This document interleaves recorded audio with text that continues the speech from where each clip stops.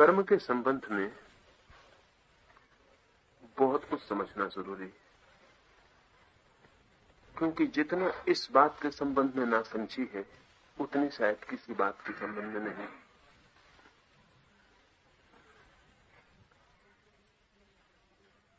इतने आमूल भ्रांतियां परंपराओं ने पकड़ ली हैं कि देख के आश्चर्य होता है कि किसी सत्य चिंतन के आसपास असत्य के कि कितनी दीवारें खड़ी हो सकती हैं। साधारणतः कर्मवाद ऐसा कहता हुआ प्रतीत होता है कि जो हमने किया है वो हमें भोगना पड़ेगा। हमारे कर्म और हमारे भोग में एक अनिवार्य कार्य कारण का संबंध है। ये बिल्कुल ही सत्य है। जो हम करेंगे हम उससे अन्यथा नहीं भोगते, भोग भी नहीं सकते। कर्म भोग की तैयारी है। असल में कर्म भोग का प्रारंभिक बीज है, फिर वही बीज भोग में वृक्ष बन जाता है। जो हम करते हैं वही हम भोगते हैं। ये बात तो ठीक है, लेकिन कर्मवाद का जो सिद्धांत प्रचलित मालूम पड़ता है उसमें इस ठीक बात को भी इस ढंग से रखा गया है कि बिल्कुल गैर ठीक हो गया। उस सिद्धांत में कुछ ऐसी बात न मालूम किन्हीं कारणों से प्रविष्ट हो गई, और वो ये है कि कर्म तो हम अभी करेंगे, भोगेंगे अगले जन्म में।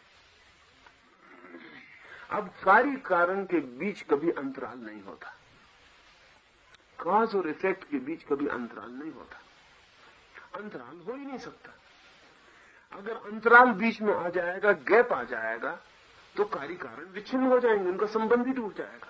मैं अभी आग में हाथ डालूंगा तो अगले जन्म में जलूंगा, अगर कोई मुझसे कहे तो ये समझ के बाहर बात हो जाएगी, क्योंकि हाथ मैंने अभी डाला, जलूंगा अगले जन्म में। तो अगले जन्म में और इसके बीच का जो फासला पार हो रहा है, तो कारण तो अभी है और कार्य होगा अगले जन्म में। ये अंतराल किसी भी भांति समझाया नहीं जा सकता, और कार्य कारण में अंतराल होता ही नहीं। कॉज और इफेक्ट एक ही प्रक्रिया के दो रूप है।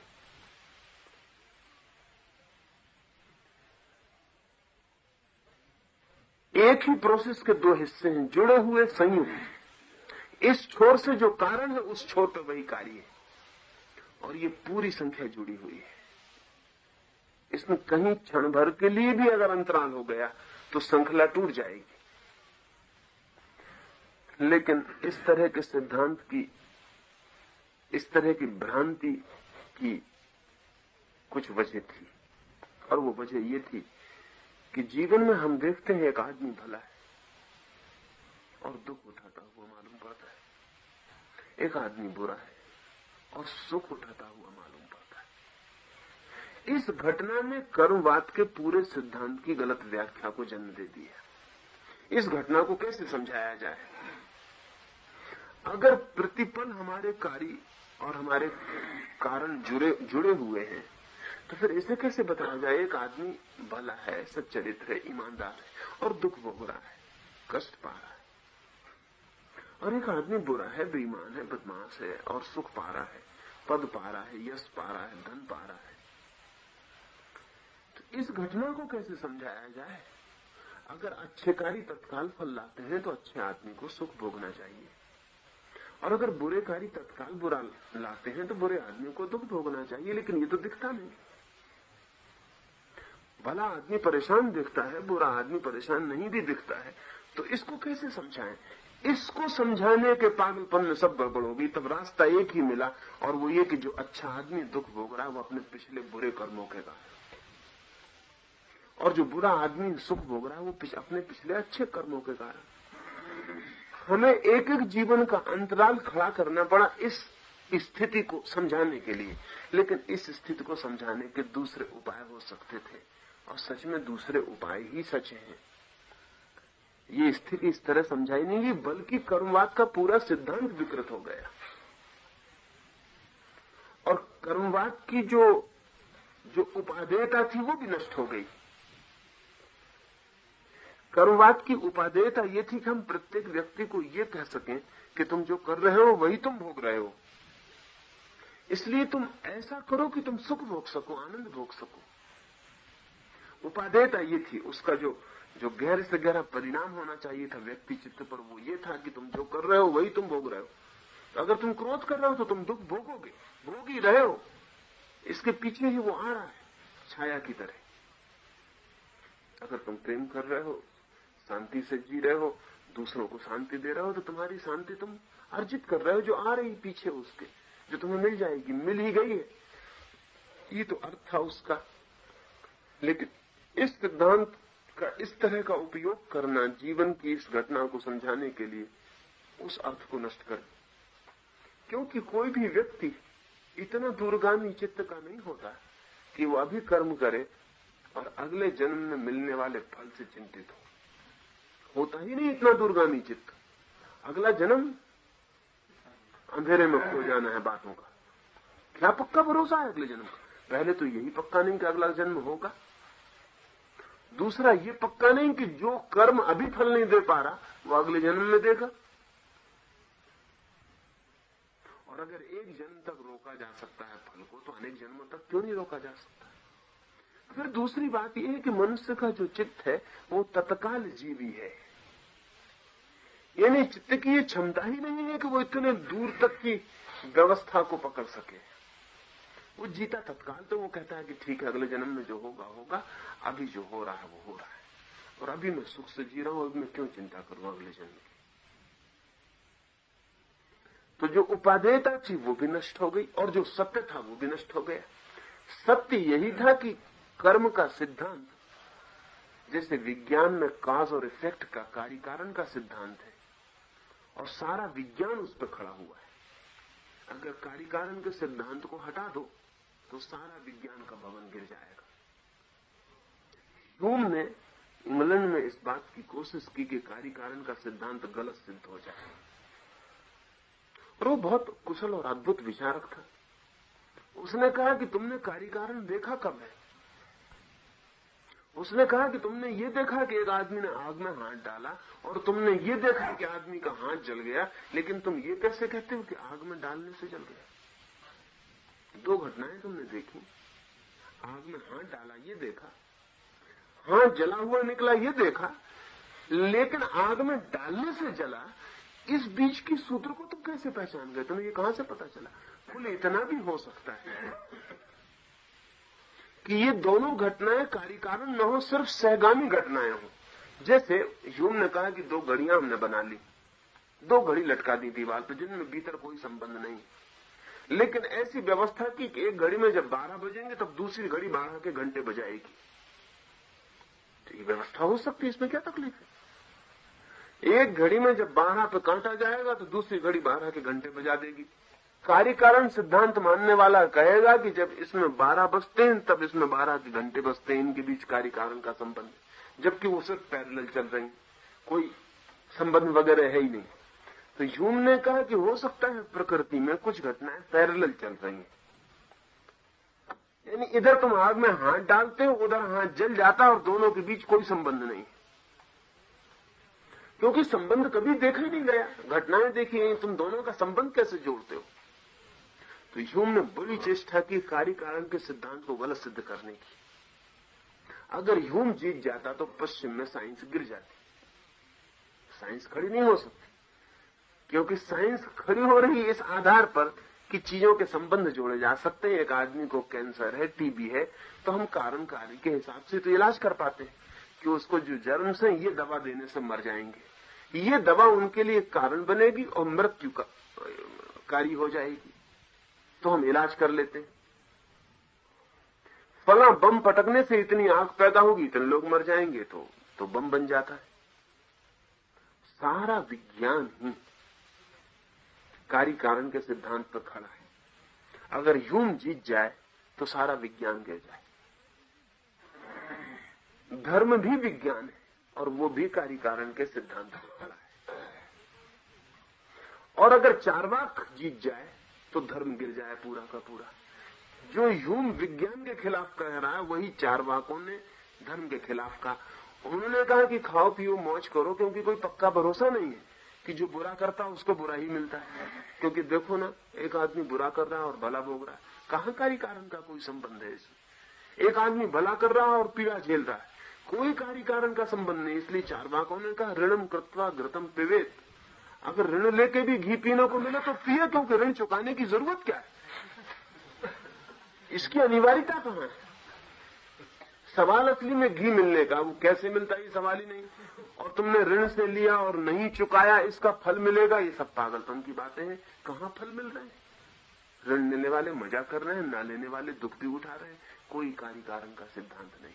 ह्यूम ने इंग्लैंड में विज्ञान के खिलाफ जो बात कही, अगर ह्यूम जीत जाए तो विज्ञान का जन्म नहीं होता, अगर चारवाक जीत जाए तो धर्म का जन्म नहीं होता। क्योंकि चारवाक ने भी यही कहा कि इसमें कोई संबंध ही नहीं है, असंबद्ध क्रम है घटनाओं का। तो चोर मजा कर सकता है, अचोर दुख उठा सकता है, क्रोधी आनंद कर सकता है, अक्रोधी पीड़ा उठा सकता है। इसमें कोई संबंध ही नहीं है। सब जीवन के कर्म असंबद्ध हैं, इनमें कोई संबंध ही नहीं है। और अगर कहीं संबंध भी दिखाई पड़ता हो तो वो सिर्फ पैरेललिज्म की भूल है। वो सिर्फ इसलिए दिखाई पड़ जाता है कि चीजें समानांतर कभी कभी घट जाती हैं, बस, और कोई मतलब नहीं है। लेकिन बुद्धिमान आदमी इस चक्कर में नहीं पड़ता है। चारवाक ने कहा बुद्धिमान आदमी तो जानता है कि किसी कर्म का किसी फल से कोई संबंध नहीं, इसलिए जो सुखद है वो करता है, चाहे लोग उसे बुरा कहते हो चाहे भला कहते हो, क्योंकि दोबारा न लौटना है न दोबारा कोई जन्म है। चारवाक के विरोध में ही महावीर का कर्म का सिद्धांत है। इस विरोध में ही कि न तो वस्तु जगत में कार्य कारण के बिना कुछ हो रहा है और न चेतना जगत में कार्य कारण के बिना कुछ हो रहा है। विज्ञान में तो स्थापित हो गई बात, ह्यूम हार गया और विज्ञान का भवन खड़ा हो गया, लेकिन धर्म के जगत में अब भी ठीक से स्थापित नहीं हो सकी बात। और न होने का जो बड़े से बड़ा कारण बना वो ये कि विज्ञान तो कहता है अभी कारण अभी कार्य, और ये धार्मिक तथाकथित व्याख्याकार कहने लगे अभी कारण अगले जन्म में कार्य। बस इससे सब गड़बड़ हो गया। यानी धर्म का भवन खड़ा नहीं हो सका। इस अंतराल में सब बेईमानी हो गई, क्योंकि इस अंतराल एकदम झूठ है। कार्य और कारण में अगर कोई संबंध है तो उनके बीच में गैप नहीं हो सकता, क्योंकि गैप होगा तो फिर संबंध क्या रहा, डिसकंटिन्यूटी हो गई, चीजें असंबद्ध हो गई, अलग अलग हो गई, फिर कोई संबंध ना रहा। और ये व्याख्या नैतिक लोगों ने खोज ली, क्योंकि वो समझा नहीं सके जीवन को। तो पहली तो बात मैं आपको जीवन को समझाऊं जिसकी वजह से ये अंतराल टूटे। मेरी अपनी समझ ये है कि प्रत्येक कर्म तत्काल फलदायी है, तत्काल इमीडिएट। जैसे मैंने क्रोध किया तो मैं क्रोध करने के क्षण से ही क्रोध का भोगना शुरू कर देता हूं। ऐसा नहीं कि अगले जन्म में क्रोध का फल भोगूंगा। क्रोध करता हूं और क्रोध का दुख भोगता हूं। यानी क्रोध का करना और दुख का भोगना युगपत चल रहा है, साथ चल रहा है। क्रोध तो विदा हो जाता है, लेकिन दुख का सिलसिला और भी देर तक चलता रहता है। तो पहला हिस्सा कारण हो गया, दूसरा हिस्सा कार्य हो गया। ऐसा असंभव है कि कोई आदमी क्रोध करे और दुख न झेले। ऐसा भी असंभव है कि कोई आदमी प्रेम करे और आनंद अनुभव न करे, क्योंकि प्रेम करने की क्रिया में ही, प्रेम करने के कृत्य में ही प्रेम का आनंद झरना शुरू हो जाता है। एक आदमी रास्ते पर गिरे हुए किसी आदमी को उठाए अभी और अगले जन्म तक प्रतीक्षा करे, ऐसा नहीं। उठाने के क्षण में ही वो जो उठाने का आनंद है भरपूर उसके हृदय को भर जाता है। ऐसा नहीं है कि उठाने का कृत्य है अलग है और फिर आनंद कहीं और प्रतीक्षा कर रहा है जो मिलेगा। तो कहीं कोई हिसाब किताब रखने की जरूरत नहीं है। इसलिए महावीर भगवान को विदा कर सके। अगर हिसाब किताब रखना है जन्मों जन्मों तक, तो फिर नियंता की व्यवस्था जरूरी हो जाएगी। ये ध्यान में रहे, महावीर नियंता को बिल्कुल विदा कर सके, क्योंकि उन्होंने कहा नियम काफी है, नियंता की कोई जरूरत नहीं है। नियंता की जरूरत वहां होती है जहां नियम का लेखा जोखा रखना पड़ता हो। क्रोध में अभी करूं और किसी जन्म में मुझे फल मिलता हो, तो इसका हिसाब कहां रहेगा? इसका हिसाब किस व्यवस्था में संरक्षित रहेगा? ये कहां लिखा रहेगा कि मैंने किया था क्रोध और मुझे ये फल मिलना चाहिए? कितना क्रोध किया था, कितना फल मिलना चाहिए?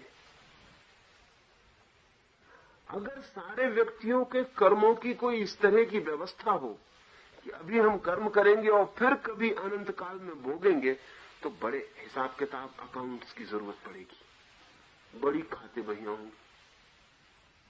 नहीं तो कैसे होगा ये? तो फिर इस सब के इंतजाम के लिए एक अकाउंटेंट जनरल की भी जरूरत ही पड़ जाएगी, जो सब हिसाब किताब रखता हो। और परमात्मा को बहुत से लोगों ने अकाउंटेंट जनरल की तरह ही सोचा हुआ है। वो सब नियंता है, सारे नियम की देखरेख रखता है कि नियम पूरे हो रहे या नहीं। लेकिन महावीर ने बड़ी वैज्ञानिक बात कही। उन्होंने कहा नियम पर्याप्त है, नियंता की कोई जरूरत नहीं, क्योंकि नियम स्वयंभू काम करता है। जैसे आग में हाथ डालते हैं, हाथ जल जाता है। ये आग का स्वभाव है कि वो जलाती है, ये हाथ का स्वभाव है कि वो जलता है। अब डालने की बात है, डालने से संयोग हो जाता है, डालना कर्म बन जाता है और पीछे जो भोगना है वो फल बन जाता है। इसमें किसी को भी व्यवस्थित होकर खड़े होने की, आपको कहने की जरूरत नहीं कि अब जला, ये आदमी हाथ डालता है। हाथ डालना और जलना ये बिल्कुल ही स्वयंभू नियम के अंतर्गत हो जाते हैं। नियम है, नियंता नहीं। ला है, ला गिवर नहीं महावीर के हिसाब में। क्योंकि महावीर कहते हैं कि अगर नियंता हो तो नियम में गड़बड़ होने की सदा संभावना है।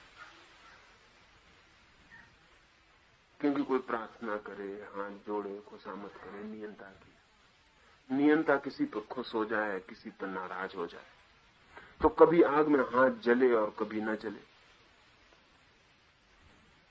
कभी भक्त जैसे प्रहलाद आग में न जले क्योंकि भगवान उस पर प्रसन्न है।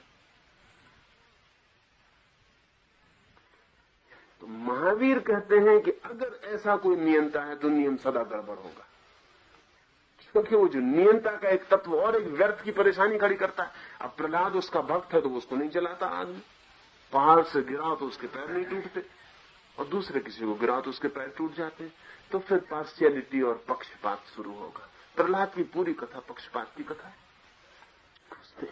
उसमें अपने आदमी की फिक्र की जा रही, उसमें अपने व्यक्ति के लिए विशेष सुविधाएं और अपवाद दिए जा रहे। महावीर कहते हैं अगर ऐसे अपवाद है तब फिर धर्म नहीं हो सकता। धर्म का बहुत गहरे से गहरा मतलब होता है दी लॉ। धर्म का मतलब ही होता है नियम, और कोई मतलब ही नहीं होता। धर्म का मतलब ही होता है नियम, और नियम पर अगर एक ऊपर नियंता भी है तो फिर सब गड़बड़ हो जाएगी। कभी ऐसा हो सकता है कि टीबी किसी दवा से मरे, और कभी ऐसा हो सकता है कि टीबी के जड़ प्रहलाद की तरह भगवान के भक्त हो और दवा कोई काम ना करे। इसमें क्या कठिनाई है?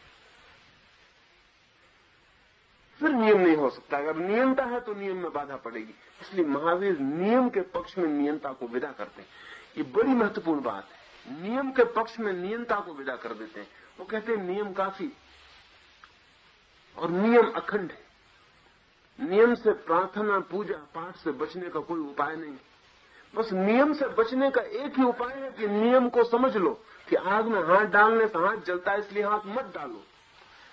इसको समझ लेना जरूरी। अगर नियंता है तो फिर यह भी हो सकता है कि नियंता को राजी कर लो और हाथ डालो, क्योंकि नियंता उपाय कर देगा कि नहीं जलाते, अच्छा ठहरो, आग को कह देगा रुको अभी, इस आदमी को जलाना मत। तो महावीर कहते हैं कि चारवाक को अगर मान लिया जाए तो भी जीवन अव्यवस्थित हो जाता है, क्योंकि वो कहता है कि दो कर्मों के बीच में कोई अनिवार्य संबंध नहीं। और महावीर कहते हैं कि अगर भगवान को मानने वालों को मान लिया जाए तो वे भी ये कहते हैं कि अनिवार्य संबंध के बीच में एक व्यक्ति है जो अनिवार्य संबंधों को भी शिथिल कर सकता है। इसलिए वो कहते हैं चारवाक भी अव्यवस्था में ले जाता है, भगवान को मानने वाला भी अव्यवस्था में ले जाता है। ये दोनों एक ही तरह के लोग हैं। चार्वाक नियम को ही तोड़ के अव्यवस्था पैदा कर देता है और भगवान को मानने वाला नियम के ऊपर भी किसी को स्थापित करके। तो महावीर ये पूछते हैं कि वो भगवान नियम के अंतर्गत चलता है? अगर नियम के अंतर्गत चलता है तो उसकी जरूरत क्या है? यानी अगर भगवान आग में हाथ डालेगा तो उसका हाथ जलेगा कि नहीं? अगर जलता है उसका हाथ भी, तो वो भी वैसे ही है जैसे हम हैं। और अगर ऐसा है कि भगवान के लिए अपवाद है कि वो आग में हाथ डाले तो नहीं जलता है, बल्कि शीतल मालूम होती है आग, तो ऐसा भगवान खतरनाक है। क्योंकि इस भगवान से जो भी दोस्ती बनाएंगे वो आग में हाथ भी डालेंगे और शीतल होने का उपाय भी कर लेंगे। इसलिए महावीर कहते हैं कि हम नियम को तो इंकार नहीं करते, क्योंकि नियम का इंकार करना अवैज्ञानिक है। नियम तो है और हम नियंता को स्वीकार नहीं करते, क्योंकि नियंता की स्वीकृति नियम में फिर बाधा डालती है। तो जो विज्ञान ने अभी इस पश्चिम में 300 वर्षों में उपलब्ध किया है कि विज्ञान सीधे नियम पर निर्धारित है, सीधे नियम की खोज, कॉज एंड इफेक्ट के कानून की खोज। और विज्ञान कहता है किसी भगवान से कुछ लेना देना नहीं, हम तो प्रकृति का नियम खोज लेते हैं और नियम कारगर है। ठीक यही बात 2500 साल पहले महावीर ने चेतना के जगत में कही कि नियंता को हम विदा करते हैं और चार्वाक को हम मान नहीं सकते, क्योंकि वो सिर्फ अव्यवस्था है, अराजकता है। दोनों के बीच में एक उपाय है, वो ये है कि नियम शाश्वत है, अखंड है और अपरिवर्तनीय है। और उस अपरिवर्तनीय नियम पर ही धर्म का विज्ञान खड़ा हो सकता है। लेकिन उस अपरिवर्तनीय नियम में पीछे के व्याख्याकारों ने जो जन्मों का फासला किया, उसने फिर गड़बड़ पैदा कर दी। ये तीसरी गड़बड़ थी। पहली गड़बड़ थी चार्वाक की, दूसरी गड़बड़ थी भगवान के भक्त की, तीसरी गड़बड़ थी 2 जन्मों के बीच में अंतराल पैदा करने वाली। और महावीर को फिर झुठला दिया गया। ये असंभव ही है, एक कर्म अभी हो और फल फिर कभी।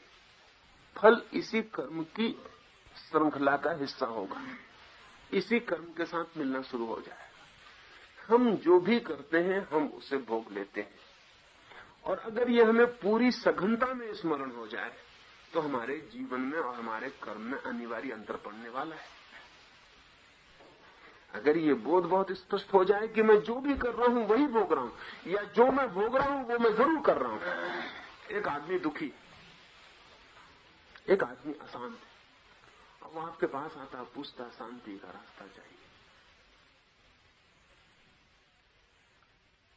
अशांत है तो वो सोचता है किसी पिछले जन्मों का कर्म फल भोग रहा हूं। बड़ी गलत व्याख्या में पड़ा हुआ है। अशांत है तो उसका मतलब है कि वो जो अभी कर रहा है, अच्छा पिछले जन्म में जो किया है आज उसे अंडन करने का कोई उपाय नहीं। लेकिन जो मैं अभी कर रहा हूं उसे अनकिया करने की अभी मेरी सामर्थ्य है।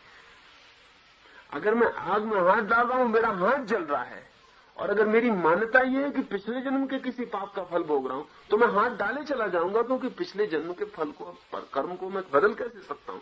ये तो होगा ही। इधर आग में हाथ डालूंगा, जलूंगा, और गुरुओं से पूछूंगा कि शांति का उपाय बताइए, क्योंकि हाथ बहुत जल रहा है। और वो गुरु भी ये मानते हैं कि पिछले जन्म के फल के कारण जल रहा है, तो वे भी नहीं कहते कि हाथ बाहर खींचो, क्योंकि हाथ जल रहा है तो उसका मतलब हाथ अभी डाला जा रहा है, और अभी डाला गया हाथ बाहर भी खींचा जा सकता है। लेकिन एक जन्म पहले डाला गया हाथ आज कैसे बाहर खींचा जा सकता है? तो इस व्याख्या ने कि 2 जन्मों के बीच और अनंत जन्मों में फल का भोग चलता है, मनुष्य को एकदम परतंत्र कर दिया। परतंत्रता पूरी होगी क्योंकि पीछा तो बंधा हुआ हो गया, अब उसमें कुछ किया नहीं जा सकता। मेरा मानना है कि सब कुछ किया जा सकता है इसी वक्त, क्योंकि जो हम कर रहे हैं वही हम भोग रहे हैं। एक मित्र मेरे पास आए, कोई 2 या 3 वर्ष हुए। उन्होंने कहा कि बहुत अशांत हूं।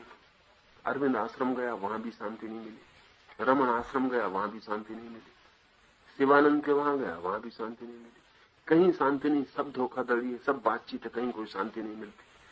पांडुचेरी में किसी ने आपका नाम ले दिया तो वहीं से सीधा यहां चला आ रहा हूं। तो मैंने कहा आप तुम सीधे एकदम मकान के बाहर हो जाओ, क्योंकि इसके पहले कि तुम जाके कहीं कहो कि वहां भी शांति नहीं मिली।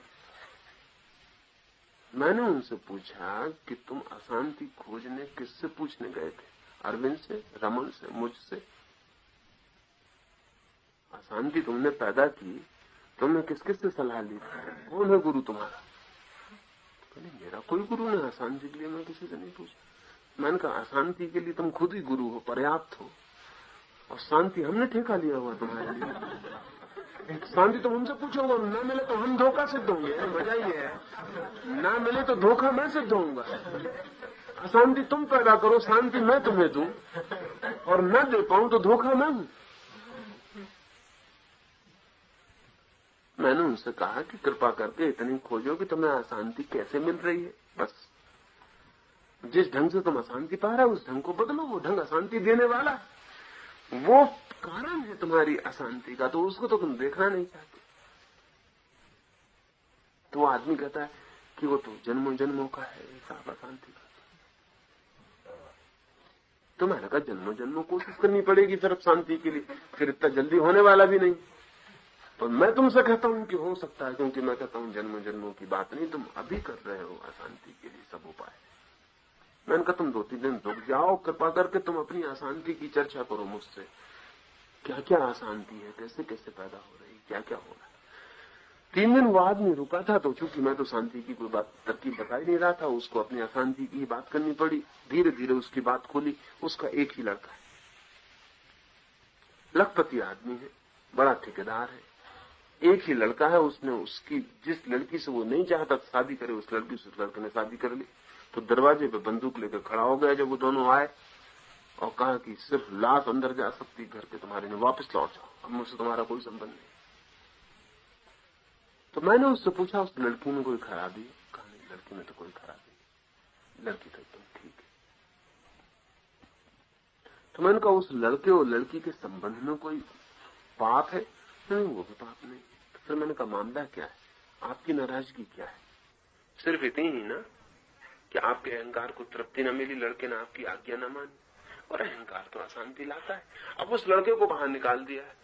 बड़े आदमी का लड़का, पढ़ा लिखा भी नहीं था ठीक से, वो दिल्ली में कोई 80-90 रुपए महीने की नौकरी कर रहा है, और लाखों रुपए सब उसके ही है। अब ये बाप तड़फ रहा है, तो अब ये अरविंद आश्रम जा रहा है, इधर जा रहा है, उधर जा रहा है। मैंने कहा कि तुम्हें कहीं जाने की जरूरत नहीं, लड़के से जाके क्षमा मांगो। तुम्हारा अहंकार तुम्हें दुख दे रहा है, और अहंकार दुख देता है, और तुम्हारा अहंकार से किया गया कृत्य अशांति ला रहा है। मैंने कहा तुम अपने दिल की बात कहो, तुम्हारे मन में लड़के को वापस लाने का तो बिल्कुल है, वही मेरा लड़का है। अब मैं कितना पछता रहा हूं, हम बुढ़े बुढ़ी हैं दोनों, मरने के करीब, सब उसका है। और जब हमें पता चलता है वो 90 रुपए महीने की नौकरी कर रहा है दिल्ली में, तो हमारे मन को नींद उचट गई है। और अब ये भी लगता है उस लड़की का भी क्या कसूर है। तो मैंने, इसमें तो कोई बात नहीं, जब तुम बंदूक लेकर खड़े हो सकते थे तो जाके क्षमा मांग सकते हो। तुम प्रेम का नियंत्रण करोगे, तुम्हारा लड़का है माना, लेकिन प्रेम करने का हक तो उसका ही है, तुम्हारा तो नहीं है इसमें बीच में बाधा डालने का कुछ। तुमने बाधा डाली है, तुम दुख भोग रहे हो। मैंने कहा कि तुम अब पहला काम करो, तुम सीधे चले जाओ दिल्ली और उस लड़के से क्षमा मांग लो। उसकी बात समझ में आ गई, वो आदमी दिल्ली गया, उसने क्षमा मांगी।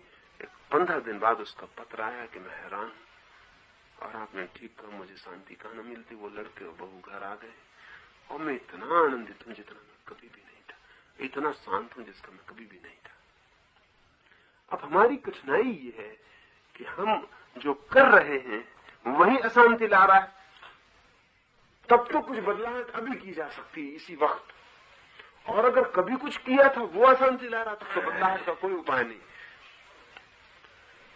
और ये जो पैदा करना पड़ा हमें सिद्धांत, वो जिंदगी की इस घटना को समझाने के लिए कि उल्टी स्थिति दिखाई पड़ती है, उसका कारण दूसरा है। जैसे मेरी अपनी समझ में, अगर एक बुरा आदमी सफल होता है, सुखी होता है, तो बुरा आदमी एक बहुत बड़ी कॉम्प्लेक्स जटिल घटना है। हो सकता है वो झूठ बोलता है, बेईमानी करता है, लेकिन उसमें कुछ और भी गुण हैं जो हमें दिखाई नहीं पड़ते। वो साहसी हो सकता है, हिम्मतवर हो सकता है, पहल करने वाला हो सकता है, इनिशिएटिव लेने वाला हो सकता है, बुद्धिमान हो सकता है, एक एक कदम को जिंदगी में समझ के उठाने वाला हो सकता है, बेईमान हो सकता है, चोर हो सकता है, ये सब बातें हो सकती हैं। बुरा आदमी इतनी बड़ी घटना है कि उसके एक पहलू को कि वो बेईमान है देख के अगर आपने निर्णय करना चाहा तो आप गलती में पड़ जाए। और एक अच्छा आदमी भी बड़ी घटना है। अब हो सकता है अच्छा आदमी चोरी भी नहीं करता, बेईमानी भी नहीं करता, लेकिन हो सकता है बहुत भयभीत आदमी हो, शायद इसीलिए चोरी और बेईमानी न करता हो। बिल्कुल साहस की कमी हो, साहस कर ही ना पाता हो, जोखिम उठा ना पाता हो, बुद्धिमान ना हो, बुद्धिहीन हो। क्योंकि अच्छा होने के लिए कोई बुद्धिमान होना बहुत जरूरी नहीं, बल्कि अक्सर ऐसा होता है कि बुद्धिमान आदमी का अच्छा होना मुश्किल हो जाता है। बुद्धिहीन आदमी अच्छा होने के लिए मजबूर होता है, कोई उपाय नहीं, क्योंकि बुद्धिहीनता बुरे होने में फौरन फंसा देती। तो बुद्धिहीन हो, लेकिन हम इन सब बातों को नहीं तोलेंगे। हम तो कहेंगे आदमी अच्छा है, झूठ नहीं बोलता, मंदिर जाता है, इसको सफलता मिलनी चाहिए, इसको सुख मिलना चाहिए। मेरी अपनी मान्यता है सफलता मिलती है साहस से। अगर बुरा आदमी भी साहसी है तो सफलता ले आएगा। हाँ, अगर अच्छा आदमी साहसी है तो बुरे आदमी तो 1000 गुनी सफलता लाएगा। लेकिन सफलता मिलती है साहस से, बुरे तक को मिल जाती है सफलता। सफलता मिलती है बुद्धिमानी से। अगर बुरा आदमी बुद्धिमान है तो सफल हो जाएगा, अगर अच्छा आदमी बुद्धिमान है तो 1000 गुना सफल हो जाएगा।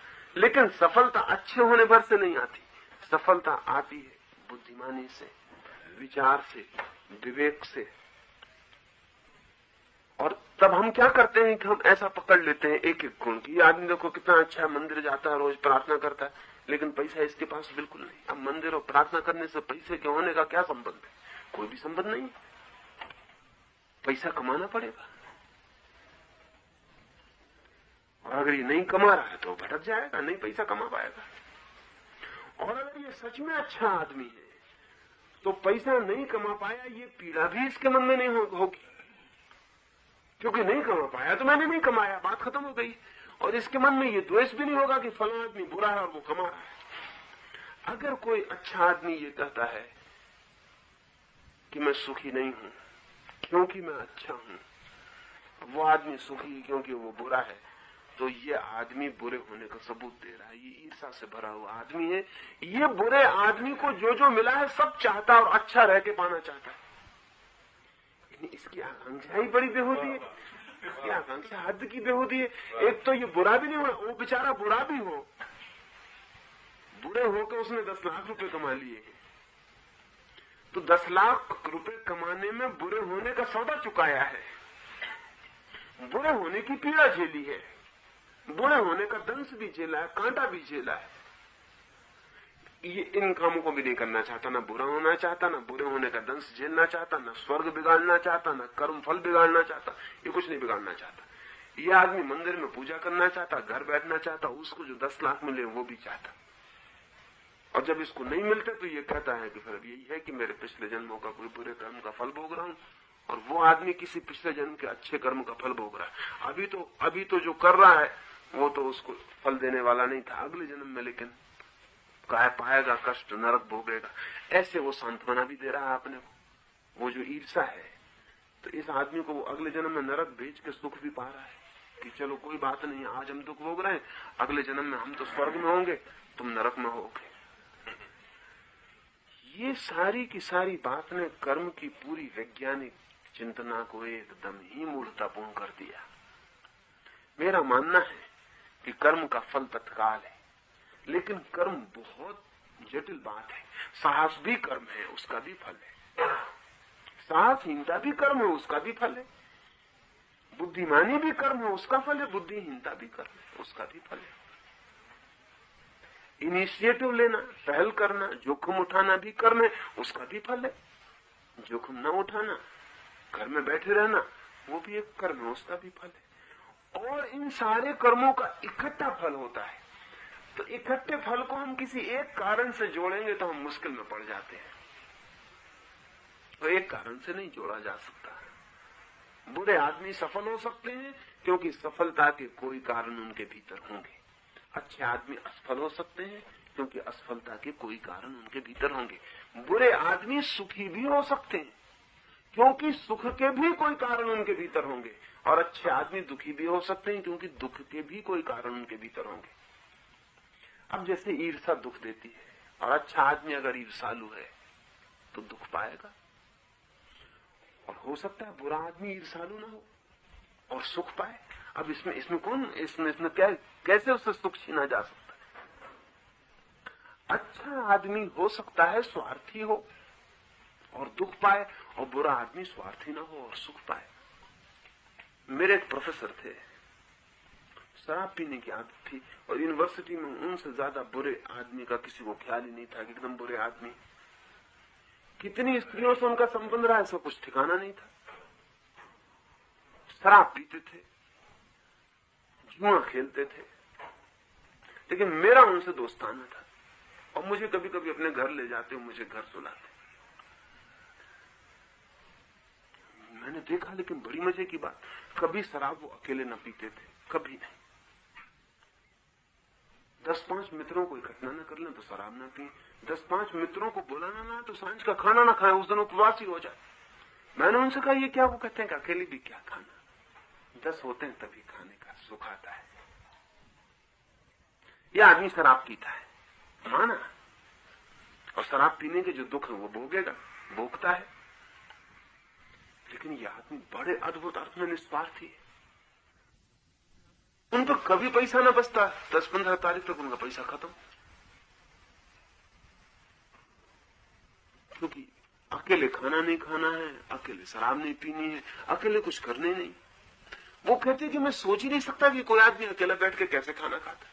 ये बात ही सोचने की नहीं, क्योंकि अगर हम खाने में भी साझेदार नहीं बना सकते तो जिंदगी बेकार है। मैं उनके घर जितने दिन रुकता, मैंने देखा उन्होंने कभी शराब न पी, तो मैंने उनसे कहा कि मैं आपके घर न रुकूंगा क्योंकि मेरे कारण आप शराब पीने से रुकते हैं। उन्होंने कहा कि नहीं, तुम्हारे होने से इतना मुझे आनंद मिलता है कि शराब पीने का ख्याल ही नहीं आता। वो तो पीता ही तब मुझे कोई आनंद नहीं जिंदगी में। तुम जब मेरे पास होते इतना आनंदित मैं होता हूं कि शराब पीने का सवाल ही नहीं है। अब ये जो आदमी है, ये आदमी कई अर्थों में सुखी था। यह आदमी कई अर्थों में सुखी था। इसका सुख देख के कई को ईर्ष्या हो जाएगी, लेकिन इसके सुख के अपने कारण थे। ये कई अर्थों में दुखी था, लेकिन दुख तो हम किसी का देखने नहीं जाते। ये भी ध्यान रखने जरूरी बात है, दुख तो हमें किसी का दिखता नहीं, सुख दिखता है, क्योंकि दुख तो आदमी के भीतर होता है, सुख बाहर फैल जाता है। असल में सुख की किरणें सदा बाहर बिखर जाती हैं, सुख फैलता है बाहर, और दुख आदमी भीतर सुकोड़ लेता है। तो दुख तो हमें किसी का दिखता नहीं, दुख सिर्फ अपना दिखता है, और सुख सदा दूसरे का दिखता है। दुख सदा अपना दिखता है और सुख सदा दूसरे का दिखता है। ऐसे ही शुभ कर्म तो हमें अपना दिखता है और अशुभ कर्म दूसरे का दिखता है, क्योंकि हमारा अहंकार कभी मान नहीं पाता कि हम भी अशुभ कर्म कर रहे हैं। तो हमारे अहंकार को भी सुविधा मिलती कि अशुभ कर्म अगर किए भी होंगे तो किसी और जन्म में किए होंगे, अभी तो मैं कभी नहीं कर रहा हूं, अभी तो मैं एकदम शुभ कर्म कर रहा हूं और दुख भोग रहा हूं। अब ये समझ लेने जैसी है। साइकिक मामला इतना है सिर्फ मनोवैज्ञानिक, कि अपने कर्म को प्रत्येक व्यक्ति शुभ मानता है क्योंकि अहंकार को इससे तृप्ति मिलती है, और अपने दुखों की गिनती करता है, सुखों की कभी गिनती नहीं करता, क्योंकि जो सुख हमें मिल जाता है उसकी गिनती ही भूल जाती है। जो सुख नहीं मिल पाता वो हमारी गिनती में होता है। जो मकान हमारे पास, हमें कभी नहीं लगता कि इससे हमें कोई बड़ा सुख मिल रहा है। हाँ, सड़क पर एक भिखमंगा निकलता, वो कहता देखो कितना आदमी सुखी है, और उस मकान के भीतर जो रह रहा है उसे कभी पता नहीं चलता कि मैं भी सुखी हूं। वो सड़क का भिखमंगा कहता है कितना सुखी है आदमी। ये आदमी, इस मकान वाला भी बड़े महल के बाहर से निकलता तो कहता कितना सुखी है ये आदमी, कैसा मकान, कैसा महल। उस महल में रहने वाले को कोई पता नहीं अपने सुख का। सुख के हम आदी हो जाते हैं और दुख के हम कभी आदी नहीं हो पाते। तो दुख दिखता ही रहता है और सुख दिखना बंद हो जाता है।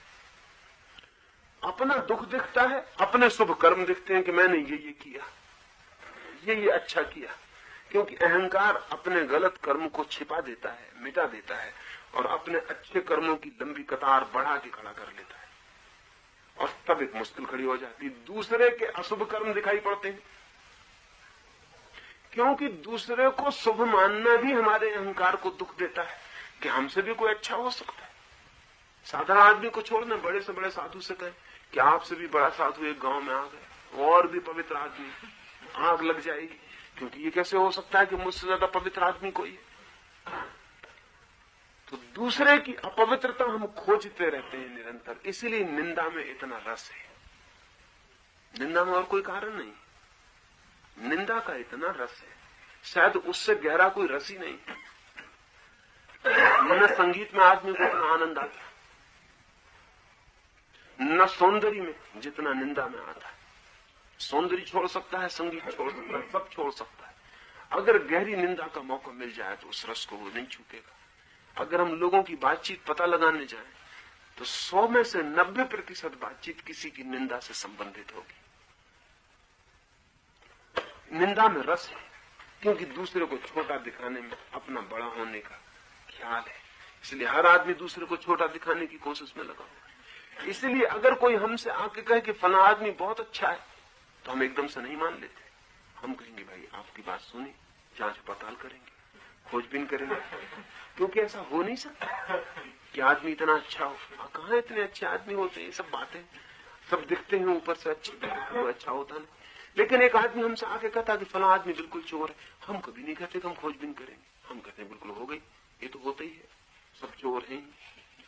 जब कोई किसी की बुराई करता है तो हम बिना खोजबीन के मान लेते हैं, तर्क भी नहीं करते, विवाद भी नहीं करते। लेकिन जब कोई किसी की अच्छाई की बात कहता है तो हम बड़े सचेत हो जाते, हजार तर्क करते और फिर भी भीतर संदेह को रखते और जांच रखते हैं जारी कि कहीं कोई मौका मिल जाए हम बता दें कि देखो वो तुम गलत कहते थे, कि यह आदमी अच्छा था, इस आदमी में ये चीजें दिखाई पड़ गई।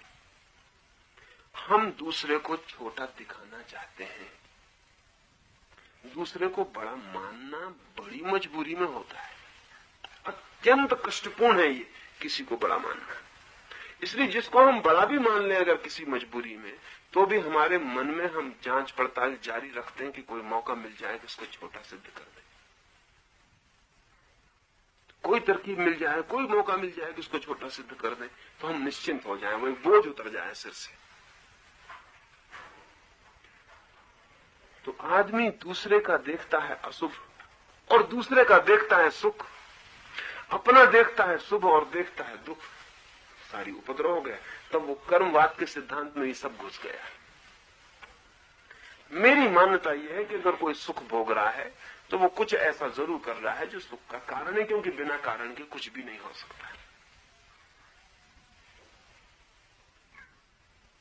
अगर एक डाकू भी सुखी है तो उसमें कुछ कारण है उसके सुखी होने के, और अगर एक साधु भी सुखी नहीं है तो उसके कारण है।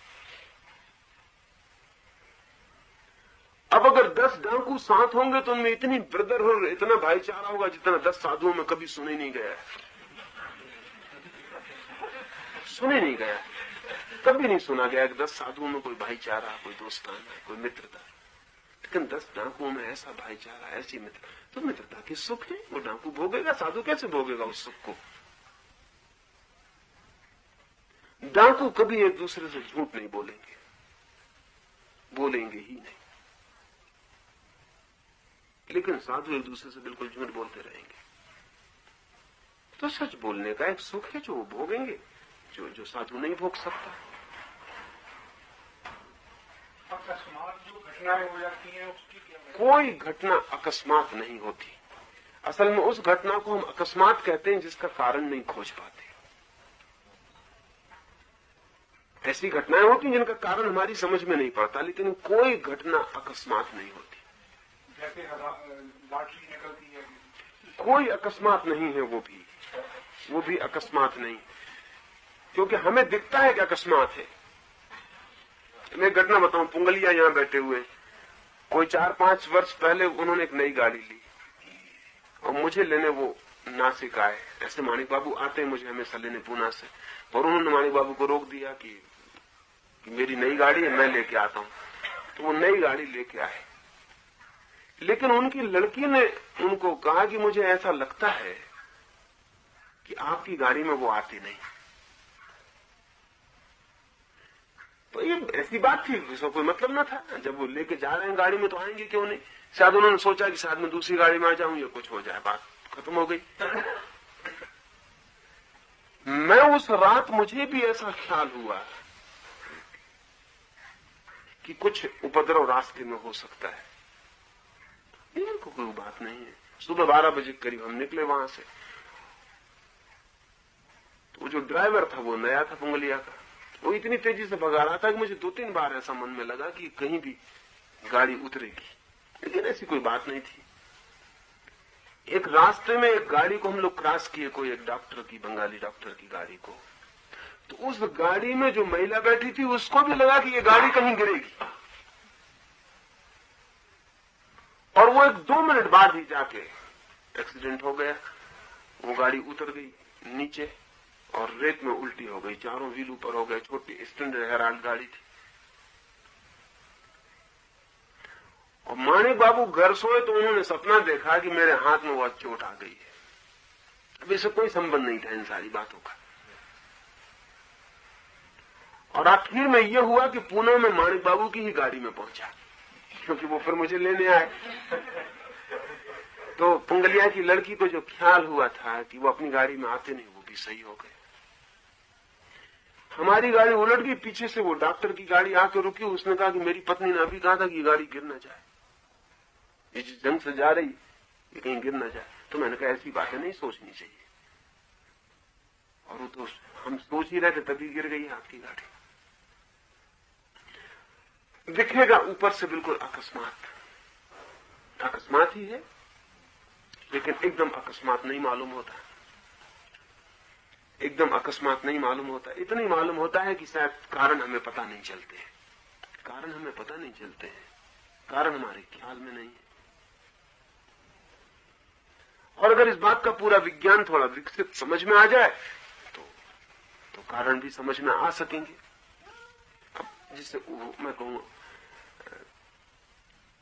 यहां सोवियत रूस के कुछ हिस्सों में, बाकू के इलाके में हजारों साल से सबसे बड़ा मेला लगता था दुनिया का, जहां एक देवी का मंदिर है, अग्नि देवी का। और वर्ष के खास दिन में उसमें अपने आप ज्वाला प्रज्वलित हो जाती है। कोई आग लगानी नहीं पड़ती, कोई ईंधन डालना नहीं पड़ता। पर जब ज्वाला प्रज्वलित होती तो 8-10 दिन तक चलती। तो 8-10 दिन वहां मेला लगता है, करोड़ों लोग इकट्ठे होते। बड़ी चमत्कारपूर्ण घटना थी और कोई कारण समझ में नहीं आता था, क्योंकि ना कोई ईंधन है ना कोई बचे है। फिर कम्युनिस्ट वहां आए तो उन्होंने तो मंदिर उखाड़ दिया, मेला बंद करवा दिया, खुदाई करवाई। तो वहां तेल के गहरे झरने निकले, मिट्टी के तेल के। लेकिन सवाल ये उठा कि वो खास पर्टिकुलर दिन पर वर्ष में आग लगती थी। तेल के झरने से गैस बनती है, गैस जल भी सकती है घर्षण से, लेकिन वो कभी भी जल सकती है। लेकिन तब खोजबीन से पता चला कि पृथ्वी जब एक खास कोण पर होती है तभी वो गैस घर्षण पाती है, इसलिए खास दिन आग जल जाती। जब बात साफ हो गई तो मेला बंद हो गया, अग्नि देवता विदा हो गए। अब वहां कोई नहीं जाता, क्योंकि अब भी वहां जलती है आग। अब भी खास दिन पर जब पृथ्वी एक खास कोण पर होती है तभी वो गैस जो इकट्ठी हो जाती वर्ष भर में, वो फूट पड़ती और आग लग जाती है। तब तक वो अकस्मात था, अब वो अकस्मात नहीं है। अब हमें कारण का पता चल गया है। इस कहानी हमें जो आगे कहा कि जो गाड़ी उलट गई, उसके बाद का मैं कह रहा हूँ, गाड़ी उलट गई, अब सब बच गए उसमें। तो सबका कहना था आपकी शरीर मेहनत में उसने थी, इसलिए सब बच गए। नहीं समझ, वो बात तो सबने मान ली। हाँ क्या आप उसमें थे, इसलिए सब बच गए। उसका स्पष्टीकरण क्या है? नहीं, असल में होता क्या है, असल में होता क्या, हम सब बचना चाहते हैं। हम सब बचना चाहते हैं, और बचने के लिए अगर बच जाएं तो भी कोई कारण हम खोज लेंगे, न बच जाएं तो भी कोई कारण हम खोज लेंगे। कारण हम स्थापित कर दें कोई, ये एक बात है, और कारण की खोज बिल्कुल दूसरी बात है। मेरा मतलब आप समझे ना? यानी एक तो ये होता है कि हम जो होना चाहते हैं उसके लिए भी हम कोई कारण खोज लेते हैं, और इसके भी पीछे एक बुनियादी बात है, और वो ये है कि बिना कारण के कोई भी चीज कैसे होगी, ये बुनियादी सिद्धांत हमारे भीतर काम कर रहा है। अगर चारों आदमी बच गए और जरा भी चोट नहीं पहुंची तो कोई ना कोई कारण इसका होना ही चाहिए। अगर ठीक से समझे, इतने दूर तक तो साइंटिफिक है मामला, क्योंकि कारण ये भी नहीं हो सकता, लेकिन कारण क्या होगा वो हमें पता नहीं है, तो हम कुछ भी कल्पित कर लेते हैं। हम ये कर सकते हैं कि एक अच्छा आदमी था इसलिए बच गए, और अगर मान लो न बचते तो भी हम कोई कारण खोज लेते, तब भी हम कारण खोज लेते कि एक बुरा आदमी था इसलिए मर गए। इसमें एक ही बात पता चलती है, वो ये कि आदमी अकारण किसी बात को मानने को राजी नहीं, और ये बात ठीक है। लेकिन इससे वो जो कारण बताता है वो कारण ठीक है ये जरूरी नहीं। उन कारणों की तो वैज्ञानिक परीक्षा होनी चाहिए। जैसे कि मुझे बिठाल के 2-4 दफे गाड़ी गिरानी चाहिए, सुने ना,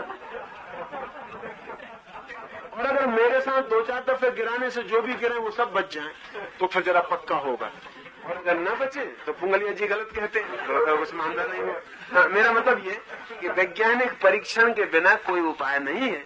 कारण तो हम मानते हैं, और उसकी एक बात ठीक है उसमें, वो ये कि अकारण कोई आदमी किसी बात को मानने को राजी नहीं है, होना भी नहीं चाहिए। लेकिन दूसरी बात ठीक नहीं, तब हमें कोई भी कल्पित कारण नहीं मान लेना चाहिए, कोई भी कल्पित कारण नहीं मान लेना चाहिए। उतना हमें ध्यान रखना चाहिए कि कारण को भी हम फिर स्थापित करने के लिए प्रयोग करें, क्योंकि अगर कारण सही है तो निरपवाद सही हो जाएगा। 2-4-10 दफा मुझे गिरा के देखेंगे तो उससे पता चलेगा कि भाई सबको चोट लगती है कि नहीं लगती। और मजे की बात ये कि चोट अगर लगी तो थोड़ी सिर्फ मुझको ही लगी थी, उसमें बाकी किसी को बिल्कुल नहीं लगी थी। थोड़ा सा जो भी लगा था वो मेरे पैर में लगा, बाकी तो किसी को नहीं लगा। तो अगर बुरा आदमी कोई था भी उसमें तो मैं ही था, किसी को जरा सी भी खरोच भी नहीं किसी को आई। तो वो तो बाकी हम कल्पित आरोपण करते हैं, उनका कोई मूल्य नहीं है। लेकिन अकस्मात कुछ भी नहीं है, अकस्मात कुछ भी नहीं है, क्योंकि अकस्मात अगर हम मान ले तो कार्य कारण का सिद्धांत गया, एकदम गया। एक बात भी अगर इस जगत में अकस्मात होती है तो सारा सिद्धांत गया, फिर कोई सवाल नहीं है उसके बचने का।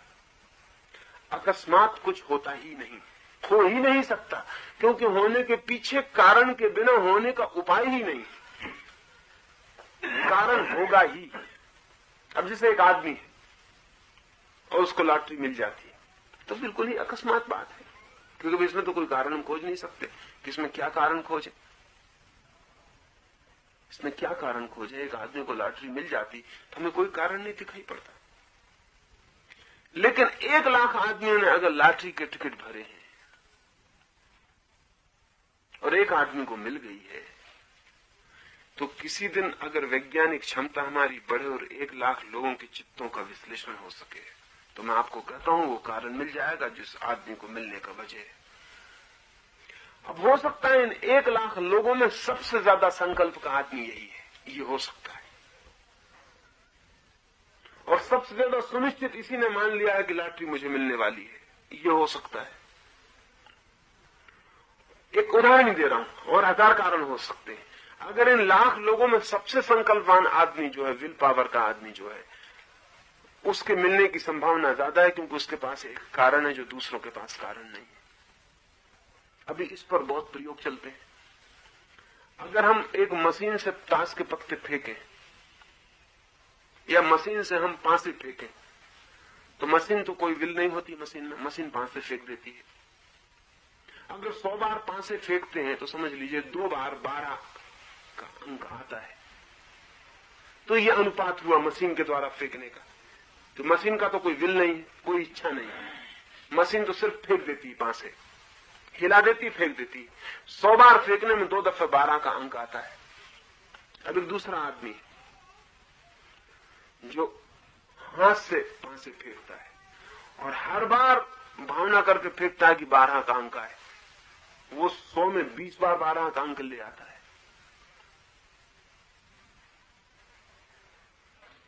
आंख बंद है उसकी, हाथ देख नहीं सकता कि पांसा कैसा है क्या है, और वो 20 बार ले आता है। एक तीसरा आदमी है जो कितने उपाय करता है कि 12 का आंकड़ा आ जाए, लेकिन 100 में 2 बार भी नहीं ला पाता।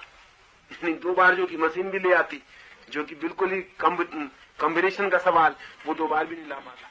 ये जो 20 बार लाता है, इस आदमी से हम दोबारा प्रयोग करवाते हैं कि तू इस बार पक्का कर कि 12 का आंकड़ा नहीं आने देना है, तो वो आंकड़ा फेंकता है। तो 20 बार नहीं आता, समझो 5 बार आता है, 3 बार आता है, 2 बार आता है। तो अब सवाल होगा ये कि भीतर की विल काम करती है। इस पर हजारों प्रयोग किए गए और ये निर्णित हो गया है कि भीतर का संकल्प पांसे तक को प्रभावित करता है। भीतर का संकल्प ताश के पत्तों को प्रभावित करता है। भीतर का संकल्प घटनाओं को बांधता है और प्रभावित करता है। और भीतर का संकल्प भी हजारों उस आदमी के अनुभवों का और कारणों का परिणाम होता है। वो भी आकस्मिक नहीं है कि किसी आदमी को भीतरी संकल्प मिल गया। भीतरी संकल्प भी उसके हजारों उन अनुभवों और कारणों का फल होता है जिनसे वो गुजरा। समझ लीजिए कि एक आदमी है और उसने तय किया कि मैं 12 घंटे तक आंख नहीं खोलूंगा, और वो आदमी बैठ गया और 12 घंटे में उसने 3 ही घंटे बाद आंख खोल ली। तो इस आदमी का भावी संकल्प क्षीण हो जाएगा। इस आदमी के संकल्प की शक्ति क्षीण हो जाएगी। अगर वो 12 घंटे तक आंख बंद किए बैठा ही रहा, कोई उपाय नहीं किए जा सके कि वो आंख खोले 12 घंटे में, तो ये आदमी अब एक कर्म कर रहा है जिसका फल होगा कि इसका भीतरी संकल्प मजबूत हो जाएगा। जीवन बहुत जटिल है और उसमें कोई बात कैसे घटित हो रही है ये कहना एकदम ही मुश्किल है। आज मुश्किल है, लेकिन इतना कहना निश्चित कहा जा सकता है कि हो रही है तो पीछे कारण होगा, चाहे ज्ञात हमें ना हो चाहे अज्ञात हो। अब जो भी हो रहा है हमारे चारों तरफ, एक दक्षिण में एक बड़े संगीतज्ञ का जन्मदिन मनाया जा रहा, 75वां। बूढ़ा हो गया, उसके हजारों शिष्य हैं और वो सब भेंटें चढ़ाने आए, क्योंकि हो सकता है अगले वर्ष वो जिए भी नहीं। और उसके हजारों भक्त हैं, प्रेमी हैं, वो सब भेंट चढ़ाने आए। रात 2 बजे तक भेंट चलती रही है। लाखों रुपए की भेंट चढ़ गई है। राजा हैं, रानियां हैं जिन्होंने उससे सीखा है, वो सब देने आए। आखिर में 2 बजे एक भिखारी जैसा आदमी एक तारा लिए हुए द्वार पर आया है। तो सिपाही ने उससे कहा, तुम कहां जाते हो? तुमने कहा कि मैं भी कुछ भेंट कर रहा हूं। और तुम्हारे पास तो दिखाई नहीं पड़ता। तो उस भिखारी ने कहा कि जरूरी नहीं है कि जो दिखाई पड़े वही भेंट किया जाए, जो नहीं दिखाई पड़ता वो भी भेंट किया जा सकता है। तंबूरा भी उसने सिपाही के पास रख दिया और भीतर गया। भीतर जाकर उसने पैर पर सिर रखा। उस भिखारी की उम्र मुश्किल से 30-32 वर्ष है। तो बूढ़ा गुरु तो उसे पहचान भी नहीं सका। लगा तुमने कब मुझसे सीखा? मुझे याद नहीं पड़ता। उसने कहा, मैंने कभी आपसे नहीं सीखा, क्योंकि मैं एक भिखारी का लड़का हूं। लेकिन महल के भीतर आप बजाते थे, मैं बाहर बैठ के सुनता था, वहीं मैं भी कुछ सीखता रहा। तो लेकिन अब आज धन्यवाद तो देने आना ही चाहिए, सीखा तो आपसे ही है। द्वार की सीढ़ी के बाहर बैठ के सीखा, कभी भीतर नहीं आ सका, क्योंकि भीतर आने का कोई उपाय नहीं था। आज भी आना बड़ा मुश्किल से हुआ। एक छोटी सी भेंट लाया हूं, अंगीकार करेंगे? इंकार तो ना कर देंगे। तो उस गुरु ने सच कहा कि नहीं, इंकार कैसे कर दूंगा। पर देखा चाहो उस पर कुछ है तो ही नहीं, हाथ खाली है, कपड़े फटे हैं, कहां की भेंट है, कैसी भेंट है? कहा नहीं, इंकार कैसे कर दूंगा, तुम जो दोगे जरूर ले लूंगा। उसने आंख बंद की, ऊपर जोर से कहे, भगवान मेरी बाकी उम्र मेरे गुरु को दे दे, क्योंकि मैं जी के भी क्या करूंगा। और ये कहते से वो आदमी मर गया।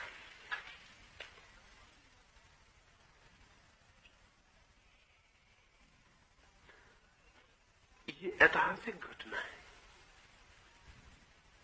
संकल्प इतना प्रबल अगर किसी आदमी का है तो ये हो सकता है, ये बहुत कठिन नहीं है। और वो गुरु कोई 15 वर्ष और जिया, जिसके एक ही साल में मर जाने की आशा थी। ये ऐसा व्यक्ति अगर लॉटरी पे नंबर लगा दे, कोइंसिडेंस नहीं कहना है तो कोइंसिडेंस हमें दिखेगा, क्योंकि हमें कारण तो दिखाई पड़ते नहीं। वही तो ह्यूम कहता है कि सब कोइंसिडेंस है। वही ह्यूम कहता है, क्योंकि कारण कहां दिखाई पड़ रहे हैं। जिनमें हमें दिखाई पड़ जाते हैं उसमें तो हम राजी हो जाते, जिसमें नहीं दिखाई पड़ते कोइंसिडेंस, संयोग मालूम पड़ता है। लेकिन संयोग भी बड़ा अद्भुत है कि एक आदमी कहे कि मेरी उम्र चली जाए और उसी वक्त उसकी उम्र चली जाए। इतना एकदम आसान नहीं है। संयोग भी हो सकता है, लेकिन ये होना भी एकदम आसान नहीं मालूम पड़ता, और वो वहीं गिर जाए और ढेर हो जाए। इतने संकल्प का आदमी अगर लॉटरी का नंबर लगा दे, कठिन नहीं है कि निकला। यानी मैं कह कुल इतना रहा हूं कि बहुत से कारण हैं जो हमें दिखाई नहीं पड़ते हैं, नहीं पढ़ने की वजह से अंधेरे में हम टटोलते हुए लगते हैं और हमको लगता है ऐसा हो रहा है वैसा हो रहा है, आकस्मिक दिखता है। आकस्मिक कुछ भी नहीं है। किसी एक को मिलना था लॉटरी, उसको मिली, ऐसा नहीं कहा जा सकता। किसी एक को तो मिलनी थी लॉटरी, इसलिए उसको मिली। अब ये है जो मामला ना, इसकी भविष्यवाणी भी की जा सकती है कि किसको मिलेगी, इसकी भविष्यवाणी भी की जा सकती है। ऐसी भविष्यवाणी करने वाले लोग भी हैं। जो 1 लाख लोग लॉटरी लगाए हुए उनमें से बता सकें कि किसको मिलेगी, तब क्या करोगे? तब तो बड़ा मुश्किल हो जाएगा, तब तो बहुत कठिन हो जाएगा कि हिटलर की मृत्यु को बताने वाले लोग हैं कि किस दिन हो जाएगी, गांधी की मृत्यु को बताने वाले लोग हैं कि किस दिन हो जाएगी, चीन किस दिन हमला करेगा भारत पे इसको बताने वाले लोग हैं, हमला होगा इसको बताने वाले लोग। एक अर्थ में हम कह सकते हैं सब संयोग है। लेकिन हिरोशिमा में 2 लाख व्यक्ति भी एक साथ मर गए। हाँ मरे, 2 लाख व्यक्ति भी एक साथ मर सकते हैं, 2 लाख व्यक्ति भी एक साथ मर सकते हैं, क्योंकि हमें ऐसा लगता है ना किसी न किस दिन तो ऐसा होगा कि सारी पृथ्वी एक साथ मरेगी। ये हमें लगता है कि ये कितना आकस्मिक है कि 2 लाख आदमी एक साथ मर गए, क्योंकि इन 2 लाख व्यक्तियों के भीतर भी हमारा कोई प्रवेश नहीं है। इन 2 लाख व्यक्तियों की संभावनाओं के भीतर भी हमारा कोई प्रवेश नहीं है। और ऊपर से ऐसे लगता है कि बिल्कुल आकस्मिक है कि एटम गिरा, लेकिन कोई पूछे कि हिरोशिमा पे क्यों गिरा? हिरोशिमा कोई महत्वपूर्ण नगर न था, टोक्यो पे गिर सकता था। हिरोशिमा पे क्यों गिरा? नागासाकी पे क्यों गिरा? ये जब तक हमें पूरा का पूरा भीतर प्रवेश न हो जाए कारणों के जिनका की प्रवेश नहीं है, जब तक कि हम हिरोशिमा के लोगों के भीतर न घुस सके, कोई नहीं कह सकता कि हिरोशिमा में जापान में सबसे ज्यादा सुसाइडल लोग हों। ये मैं कहता हूं, ये कोई नहीं कह सकता कि जापान के सारे नगरों में सबसे ज्यादा आत्मघाती लोग हिरोशिमा में हों, इसलिए हिरोशिमा एटम को आकर्षित करता हो। मेरा मतलब सुन रहे ना? यानी मेरा मतलब ये कि हिरोशिमा क्यों मरने के लिए चुना गया है। यानी ये आदर्श भी इतने बड़े जापान में हिरोशिमा को ही चुना जाए। हिरोशिमा का आपने नाम भी नहीं सुना होगा पहले कभी। हिरोशिमा को चुना जाए, ये आकस्मिक, यानी मैं ये कह रहा हूं आकस्मिक नहीं हो सकता, ये भी भीतर कार्य कारण लिए होगा। हिरोशिमा हो सकता है पृथ्वी पर सबसे ज्यादा आत्मघाती लोगों का नगर है, और वो आकर्षित करता है कि उसे मारा जाए, और उसका चित्त आकर्षित। अब ये जान के हैरानी होगी आपको कि अगर एक मोटर में एक्सीडेंट हो जाए, एक एरोप्लेन में एक्सीडेंट हो जाए, क्योंकि चित्त को तो हम जानते नहीं, कोई नहीं कह सकता कि उस हवाई जहाज पर बैठे हुए लोगों के चित्त में क्या चल रहा है और वो किस भांति परिणाम ला सकता है, ये कोई नहीं कह सकता। मेहर बाबा की जिंदगी में कुछ 2-3 घटनाएं बड़ी अद्भुत। एक मकान उनके लिए बनाया गया, उनके लिए ही बनाया गया, और उस मकान में वो प्रवेश करने गए। दरवाजे पर खड़े होकर, यानी प्रवेश का उत्सव मनाया जा रहा है, फूल झाड़ लगाए गए हैं, दिए जलाए गए हैं। दरवाजे पर खड़े होकर वो 2 मिनट रुके और वापस लौटा। उसने कहा इस मकान में मैं नहीं जाऊंगा। लोगों ने कहा क्या मतलब है आपका इस मकान में न जाने? उसने कहा और मैं कुछ मुझे नहीं लगता, लेकिन बस दरवाजे पर मैं एकदम ठिठक, मैं मकान में नहीं जाता। वो मकान उसी रात गिर गया।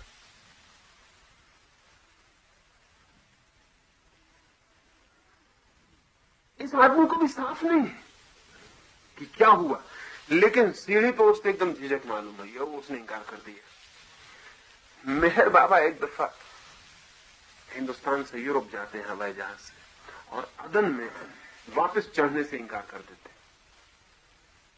उनकी टिकट तो है आगे तक की, अदन पे जहाज रुका है, वो नीचे एयरपोर्ट पे उतरे हैं, और उसके बाद वो एकदम इनकार कर देते हैं कि मैं जहाज पे नहीं चढ़ सकता, और वो जहाज गिर जाता है। जापान में एक घटना घटी पिछले महायुद्ध में। एक अमेरिकी जनरल जा रहा है एक हवाई जहाज से किसी मिलिट्री के काम से किसी दूसरे मिलिट्री के कैंप में।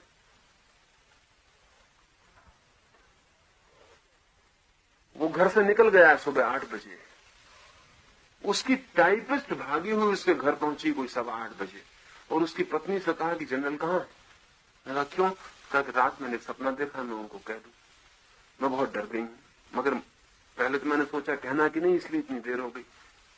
क्या सपना देखा? उसकी पत्नी ने पूछा। तो अपना सपना बताती कि मैंने देखा कि जनरल जिस हवाई जहाज से आज जा रहे हैं वो टकरा जाता है बीच में।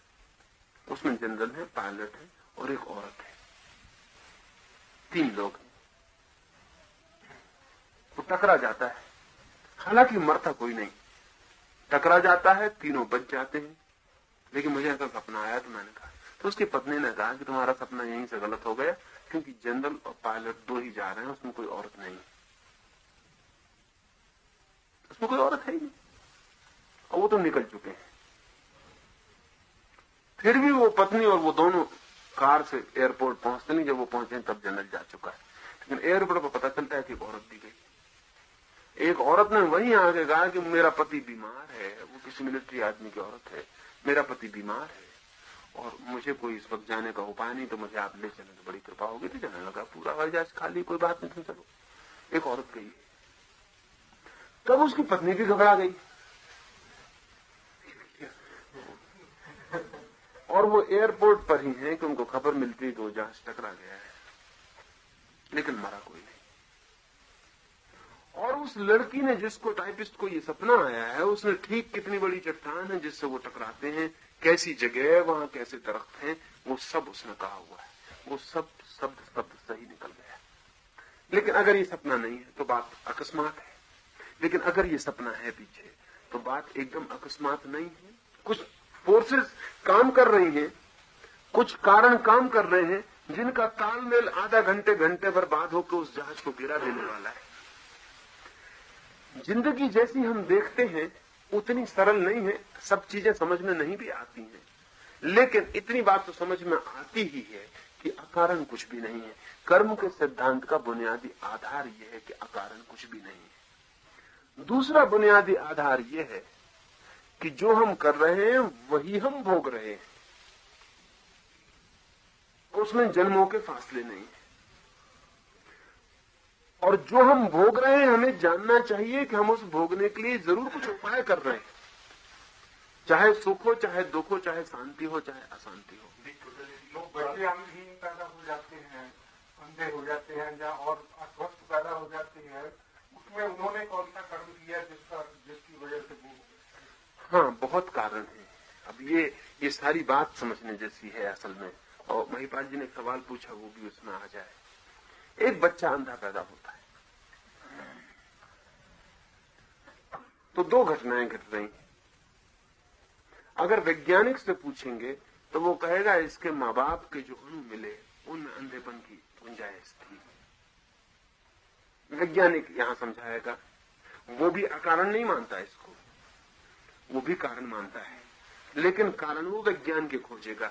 वो कहेगा जो माँ बाप के अणु मिले उन अणु से अंधा बच्चा ही पैदा हो सकता था, अंधा बच्चा पैदा हो गया है। उन अणुओं में कुछ कमी थी, केमिकल, रासायनिक, जिससे कि आंख नहीं बन पाई, आंख नहीं बनी। वैज्ञानिक ये कहेगा, वो भी अकारण नहीं मानता इसको, लेकिन धार्मिक कहेगा कि बात इतनी ही नहीं है, और भी पीछे कारण है। जो आदमी मरा, क्योंकि विज्ञान के लिए तो आदमी सिर्फ जन्मता है, जन्म के पहले कुछ भी नहीं, इसलिए विज्ञान पूरा वैज्ञानिक नहीं। क्योंकि जब विज्ञान कहता है कि अंधे बच्चे के पैदा होने के पीछे कारण है, तो वो अंत में इस बात को इंकार कैसे कर सकता है कि पैदा होने के पीछे भी और कारण है, सिर्फ अंधे होने के पीछे ही नहीं। यानी वो इतना तो मानता है कि अंधा पैदा होगा क्योंकि अणुओं में कुछ ऐसा कारण है जिससे अंधा पैदा होना, लेकिन पैदा ही क्यों होगा? ये पैदा ही क्यों होगा ये आदमी? वो बस अणुओं के मिलने पर शुरुआत मानता है। उसके पीछे धर्म कहता है उसके पीछे भी कार्य कारण की श्रृंखला है, उसको भी तोड़ा नहीं जा सकता। तो धर्म ये कहता है कि जो आदमी मरा, मरते वक्त तक ऐसी स्थितियां हो सकती हैं कि वो आदमी खुद भी आंख ना चाहे। समझ लें इसको, ऐसी स्थितियां हो सकती हैं कि वो आदमी खुद भी आंख न चाहे, या ऐसे उसके कर्मों का पूरा योग हो सकता है उस क्षण में कि आंख संभव न रहे।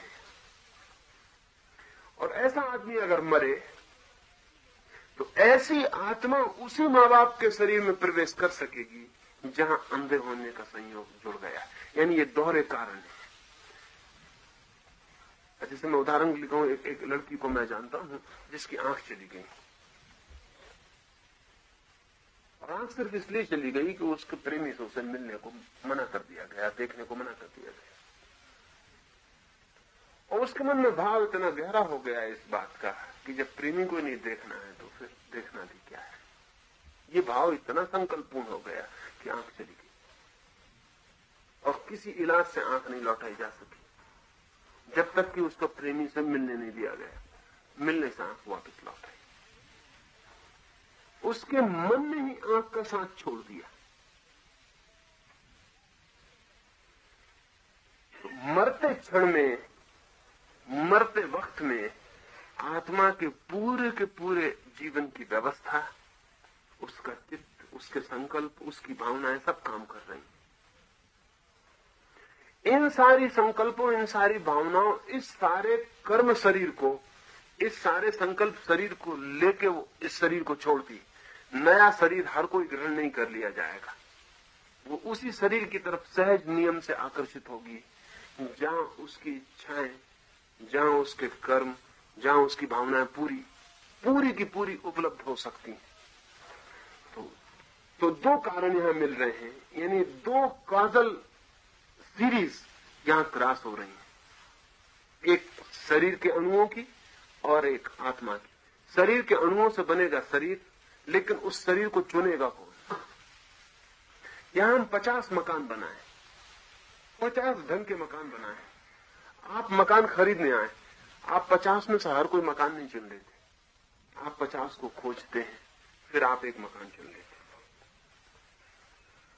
वो एक मकान आप चुनते हैं ना, तो आपके भीतर उसके चुनाव के कारण होते हैं। हो सकता है एस्थेटिक आपके ख्याल हो तो बड़ा सुंदर मकान चाहिए, हो सकता है सुविधा के कन्वीनियंस के ख्याल हो तो सुविधापूर्ण मकान चाहिए, बड़ा चाहिए कि छोटा चाहिए कि कैसा चाहिए, वो आपके भीतर है। तो दोहरे काजल है। एक तो इंजीनियर मकान बना रहा है, उसके भी मकान 50 बनाए तो उसके भी कारण है 50 मकान बनाने के। वो भी हर कुछ नहीं बना देगा, उसके अपने भीतरी कारण है, अपनी दृष्टि है, अपने विचार है, अपनी धारणाएं। फिर आप चुनाव करने आए, 50 में से एक आपने चुना, तो यहां दोहरी कारण श्रृंखलाओं का मिलन हुआ। एक इंजीनियर की कारण श्रृंखला, हो सकता है आप 50 में से कोई भी ना चुने, वापस चले जाए कि हाँ मुझे कुछ पसंद नहीं पड़ता। और आपकी अपनी श्रृंखला, इन दोनों ने क्रॉस किया और आपने एक खास मकान चुना। जो शरीर हमने चुना है वो हमने चुना है, वो हमारा चुनाव है, चाहे अचेतन, चाहे हमें ज्ञात न हो, लेकिन जो शरीर हमने चुना है वो हमने चुना है।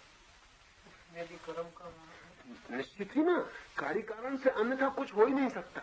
वो हमने, हमारा चुनाव है, हमारी चॉइस है। एक गाँव है, उसमें बच्चे जो है 100 में से 30 साल बाद मर जाते हैं। हाँ। लेकिन ऐसी व्यवस्था है कि 100 के 100 जिंदा रखे जाएंगे, नस्ल सुधारी जा सकती। हाँ ना, बिल्कुल सुधारी जा सकती, बिल्कुल सुधारी जा सकती। तो फिर वे बच्चे पैदा नहीं होंगे उस गांव में जो 2 साल में मरने। मेरा मतलब समझ लें आप, एक गांव है, उसमें अभी हर 10 में से 8 बच्चे मर जाते हैं। तो इस गांव में वे ही बच्चे आकर्षित होते हैं जिनकी 2 साल से ज्यादा जीने की संभावना नहीं है। अगर इस गांव की नस्ल सुधार दी जाए तो इसका मतलब हुआ कि इंजीनियर ने दूसरे मकान बनाए। अब इसमें वे यात्री आकर्षित होंगे जो कि कभी आकर्षित नहीं हुए थे। अब मेरा मतलब समझ रहे ना, इस गांव में अब वे बच्चे पैदा होंगे जो बच्चे 100 साल जिंदा रहने के लिए आए हुए, वे पहले भी पैदा होते कहीं। लेकिन ये सब गाँव में ऐसा किया जा सकता है, सब गांव में किया जा सकता है, तो प्लेनेट्स बदल जाएंगे, इससे कोई फर्क नहीं पड़ता। यानी एक गांव बदलता दूसरा गांव, ये सवाल नहीं। अगर पूरी पृथ्वी पर हम 100 साल की उम्र तय कर लें तो इस पृथ्वी पर 100 साल से कम पैदा होने वालों का उपाय बंद हो जाएगा, उनको दूसरे प्लेनेट चुनने पड़ेंगे। तो फिर दूसरे जन्म का कर्म गया। मेरा मतलब नहीं समझे, दूसरे जन्म तक तुम जाओगे और तुमने जो किया है, तुमने जो भोगा है, उसी से तुम निर्मित हुए हो। इसको भी समझ लेना ठीक जरूरी है। समझ लो, मैंने पानी बहाया, इस कमरे में एक गिलास पानी लुढ़का दिया, पानी बहा, उसने एक रास्ता बनाया, दरवाजे से निकल गया। फिर पानी बिल्कुल चला गया, धूप आई, सब सूख गया, सिर्फ एक सूखी रेखा रह गई। पानी नहीं है बिल्कुल अब, लेकिन पानी जिस मार्ग से गया था वो मार्ग रह गया है। आपने दूसरा पानी उल्टाया। अब इस दूसरे पानी की 1000 संभावनाओं में 999 संभावना ये है कि वो उसी मार्ग को पकड़ ले, क्योंकि वो लीस्ट रेसिस्टेंस का है, उसमें झगड़ा ज्यादा नहीं है। दूसरा मार्ग बनाना पड़ेगा, फिर धूल हटानी पड़ेगी, कचरा हटाना पड़ेगा, तब पानी मार्ग बना पाएगा। बना हुआ मार्ग है, ये पानी उस मार्ग को पकड़ लेगा और उसी से फिर बह जाएगा। पुराना पानी नहीं था, सिर्फ सूखी रेखा रह गई थी। तो मेरा कहना है कि एक जन्म से दूसरे जन्मों में कर्म के फल नहीं जाते, लेकिन कर्म और फल जो हमने किए और भोगे, उनकी एक सूखी रेखा हमारे साथ रह जाती। उसको मैं संस्कार कहता हूं। कर्म फल नहीं जाते। मैंने पिछले जन्म में गाली दी थी तो फल वहीं भोग लिया, लेकिन गाली मैंने दी थी और तुमने नहीं दी थी गाली, तो मैंने गाली का फल भी भोगा, तुमने वो फल भी नहीं भोगा। तो मैं एक और तरह का व्यक्ति हूं, मेरे पास एक सूखी रेखा गाली देने और गाली का फल भोगने की। वो सूखी रेखा मेरे साथ है। इस जन्म में मेरे साथ संभावना है कि कोई गाली दे तो मैं फिर गाली दूं, क्योंकि वो सूखी रेखा जो है लीस्ट रेसिस्टेंस की वजह से फौरन मैं पकड़ लूंगा। कल रात हम दोनों सोए, हम सब लोग सो जाएं। आप अलग ढंग से जिए दिन में, मैं अलग ढंग से जिया। जो मैंने जिया वो गया, लेकिन मैं जिया था ना उसे, तो सूखी रेखाएं मेरे साथ रह गई। मरने के बाद तो कोई श्रीमंत के वहां जन्मता है, कोई गरीब के वहां जन्मता है। हाँ ना, बिल्कुल जन्म सकता है, बिल्कुल जन्म सकता है। वो भी हमारी सूखी रेखाएं ही काम कर रही हैं, वो भी हमारी सूखी रेखाएं ही काम कर रही हैं। हमारा जो चित्त है, हमारे चित्त के जो आकर्षण है, हमने जो किया और भोगा है, उसने हमें एक खास कंडीशनिंग दी है, एक खास संस्कार बद्धता दी है। वो खास संस्कार बद्धता हमें खास मार्गों पर प्रवाहित करती है। वो खास मार्ग सब रूपों में कारण से बंधे होंगे, चाहे वो समृद्ध के घर पैदा हो, चाहे गरीब के घर पैदा हो, चाहे वो हिंदुस्तान में पैदा हो, चाहे अमेरिका में पैदा हो, चाहे सुंदर हो, चाहे कुरूप हो, चाहे जल्दी मरने वाला कि देर जीने वाला। इन सारी चीजों में उस आदमी ने जो किया है और भोगा है, उसकी संस्कारशीलता काम करेगी ही। अकारण ये कुछ भी नहीं है, अकारण ये कुछ भी नहीं। कोई मुझसे कहता है कि जिससे कल समाजवाद आ जाएगा, खत्म नहीं होगा, काज इफेक्ट तो खत्म हो गए। जैसे आपने आग में हाथ डाला, आपका आग हाथ से बाहर निकाल लिया तो डालना खत्म हो गया। आपका हाथ जला वो भी खत्म हो गया, हाथ की जलन भी खत्म हो गई, लेकिन जला हुआ हाथ पास रह गया। जला हुआ हाथ, आग नहीं, डालना नहीं, जला हुआ हाथ। मेरा मतलब आप समझे ना? पिछले जन्म का अल्टीमेट फल है वही चलाना अगले जन्म। फल नहीं चलने वाला है, फल तो खत्म हो गया। आग जलने के कारण उसके आत्मा में निशान रह गए। ये जो निशान है ना, ये जो निशान है, ये ना तो जलन है ना आग है। फल तो किसी जलने का है। फल तो जलन था, वो तुमने भोग लिया, वहां तुम्हारा जल नहीं रहा। ये भी एक प्रकार का फल ही है, हाथ आपका। इसको मैं कह रहा हूं ये सूखी रेखा है, सिर्फ चिन्ह रह गया कि तुम्हारा हाथ जला था। तुम आग में, फल तो उसी का है। नहीं, तुम फल का मतलब ही नहीं समझते ना। फल का मतलब ये होता है, फल का मतलब है जलन। ये तो इसको कॉज तो था आपका हाथ डालना, इफेक्ट था आपके हाथ का जलना, लेकिन ये घटना घटी तो इस घटना के सूखे संस्कार पीछे रह जाएंगे, क्योंकि ये घटना आपको घटी और आपको नहीं घटी, तो आपका हाथ जला हुआ नहीं है। ये सिर्फ खबर है इस बात की कि इस आदमी ने हाथ डाला था, इस बात की पर खबर है। इसको मैं कंडीशनिंग कहता हूं, इसको संस्कार कहता हूं, फल नहीं कहता। फल तो जलन थी जो भोग लिया तुमने। तो हम प्रत्येक व्यक्ति अपने अपने फलों की भोगने की खबरें भर लिए हुए हैं अपने साथ, और वो खबरें भी हमें प्रभावित करती हैं इस अर्थों में कि वो हमें लीस्ट रेसिस्टेंस के मार्ग सुझाती हैं। जिस आदमी ने पिछले 10 जन्मों में हत्या की है बार बार, उसकी बहुत संभावना इस जन्म में भी हत्या करने की है। उसका कारण यह है कि 10 जन्मों से हत्या करने की उसकी जो वृत्ति है, जो भाव है, जो संस्कार है, वो निरंतर गहरा होता चला गया है। और उसको सरल यही दिखाई पड़ता है, अगर किसी से झगड़ा हो तो पहली बात यही सोचती है कि मार डालो, पहली दूसरी बात नहीं सोचती उसको। ये निकटतम का रास्ता है जिस पर सूखी रेखा बनी, पानी पकड़ के बह जाता है। टेंडेंसी है, उसकी वृत्ति। और इसमें फर्क क्यों कर रहा हूं मैं? फर्क बहुत गहरा है, क्योंकि वृत्ति सिर्फ सूखी है, उसमें कोई प्राण नहीं। अगर आप बदलना चाहें तो इसी वक्त बदल सकते हैं, लेकिन अगर आप कहते हैं फल, तो फल सूखा नहीं, फल हरा है, फल भोगना पड़ेगा, उसको आप बदल नहीं सकते। जैसे आग में हाथ डाला है, हाथ डालने की वृत्ति वाला है, इस जन्म में भी इससे डर है कि आग में हाथ डाल ना दे, क्योंकि इसकी आदत, इसके बार बार आग में हाथ डालने की व्यवस्था भय पैदा करती। लेकिन इसका मतलब ये नहीं कि ये आग में हाथ डालने को बंधा है, ये चाहे तो न डाले, मेरा फर्ज में रहना। इसका मतलब ये होता है अंततः कि कर्मों की निर्जरा नहीं करनी है आपको, कर्मों की निर्जरा प्रतिकर्म के साथ होती ही चली जाती, सिर्फ सूखी रेखा रह जाती है। इस सूखी रेखा से आपका जाग जाना ही काफी है। इसलिए मोक्ष या निर्वाण सडन, तत्काल हो सकता है। पुरानी जो हमारी धारणा है उसमें सडन नहीं हो सकता, क्योंकि आपको जितने कर्म किए हैं उनके फल आपको भोगने ही पड़ेंगे। अभी जब आप सारे फल भोग लेंगे तब आपकी मुक्ति हो सकती है एक। और इन फल भोगने में अगर आपने फिर कुछ कर्म कर लिए तो फिर बंद हो जाएगा, और ये अंतहीन श्रृंखला होगी। यानी मैं ये कह रहा हूं कि आप प्रति बार कर्म करके फल भोग लेते हैं, निर्जरा तो वही हो जाती है, रह जाती सिर्फ वृत्ति कर्म करने की, कर्म नहीं, फल नहीं, सिर्फ टेंडेंसी। और टेंडेंसी अगर आप होश से भर जाते हैं तो अभी विदा हो जाती, इसी वक्त विदा हो जाती। उसको विदा करने में कोई उसका विरोध नहीं है। थ्योरी की जरूरत क्या है? सूखी रेखा की थ्योरी की जरूरत क्या है? उसकी जरूरत है, उसकी की जरूरत नहीं, जैसे महावीर के बारे में। हाँ, सूखी रेखा की थ्योरी की जरूरत क्या है? थ्योरी की जरूरत नहीं है, तथ्य है ये।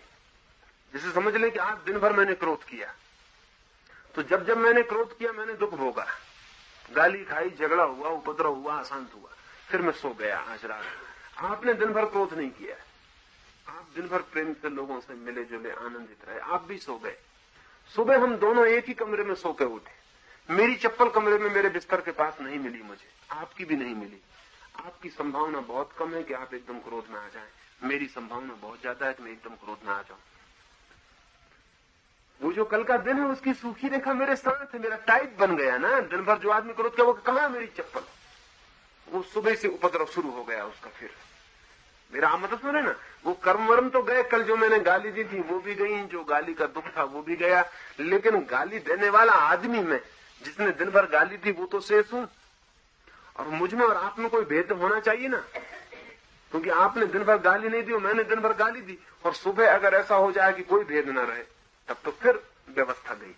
मेरा मतलब आपने ना, भेद तो रहेगा ही मुझ में और आप में, क्योंकि हम दोनों अलग ढंग से जिए, मैं क्रोध में जिए, आप प्रेम में जिए, तो हमें भेद तो रहेगा। वो भेद टेंडेंसी का होगा, वो भेद वृत्ति का होगा, फल का नहीं होगा। फल का नहीं होगा। हाँ, फल तो गया, फल तो गया। क्यों?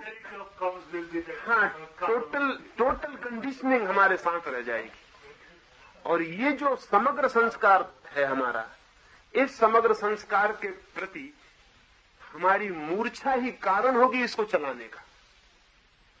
समझ लें कि कल मैंने क्रोध किया दिन भर, और सुबह मैं सोचूं कि बहुत क्रोध किया, बहुत दुख पाया, और जाग जाऊं, तो जरूरी नहीं है कि चप्पल पर मैं क्रोध, यानी मेरे भीतर क्रोध करने की अनिवार्यता नहीं, सिर्फ मूर्छा ही अनिवार्यता होगी। अगर मैं सोए फिर कल जैसे व्यवहार करूं तो क्रोध चलेगा, और अगर जाग जाऊं तो क्रोध टूट जाएगा। इसलिए अंततः मेरी दृष्टि में कर्म की निर्जरा तो हो गई है सदा, लेकिन कर्म की सूखी रेखा रह गई है, और वो सूखी रेखा हमारी मूर्छा है। अगर हम मूर्छित रहे तो हम वैसे ही काम करेंगे, अगर हम जाग जाएं तो काम इसी वक्त बंद हो जाए। इसलिए मैं कहता हूं एक क्षण में मुक्ति हो सकती है।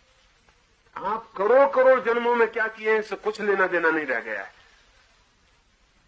सिर्फ आप जाग जाएं, इससे ज्यादा कोई शर्त नहीं है। मेरा फर्ज है ना, क्यों मैं ऐसी व्याख्या कर रहा हूं, उसका बुनियादी अंतर पड़ेगा।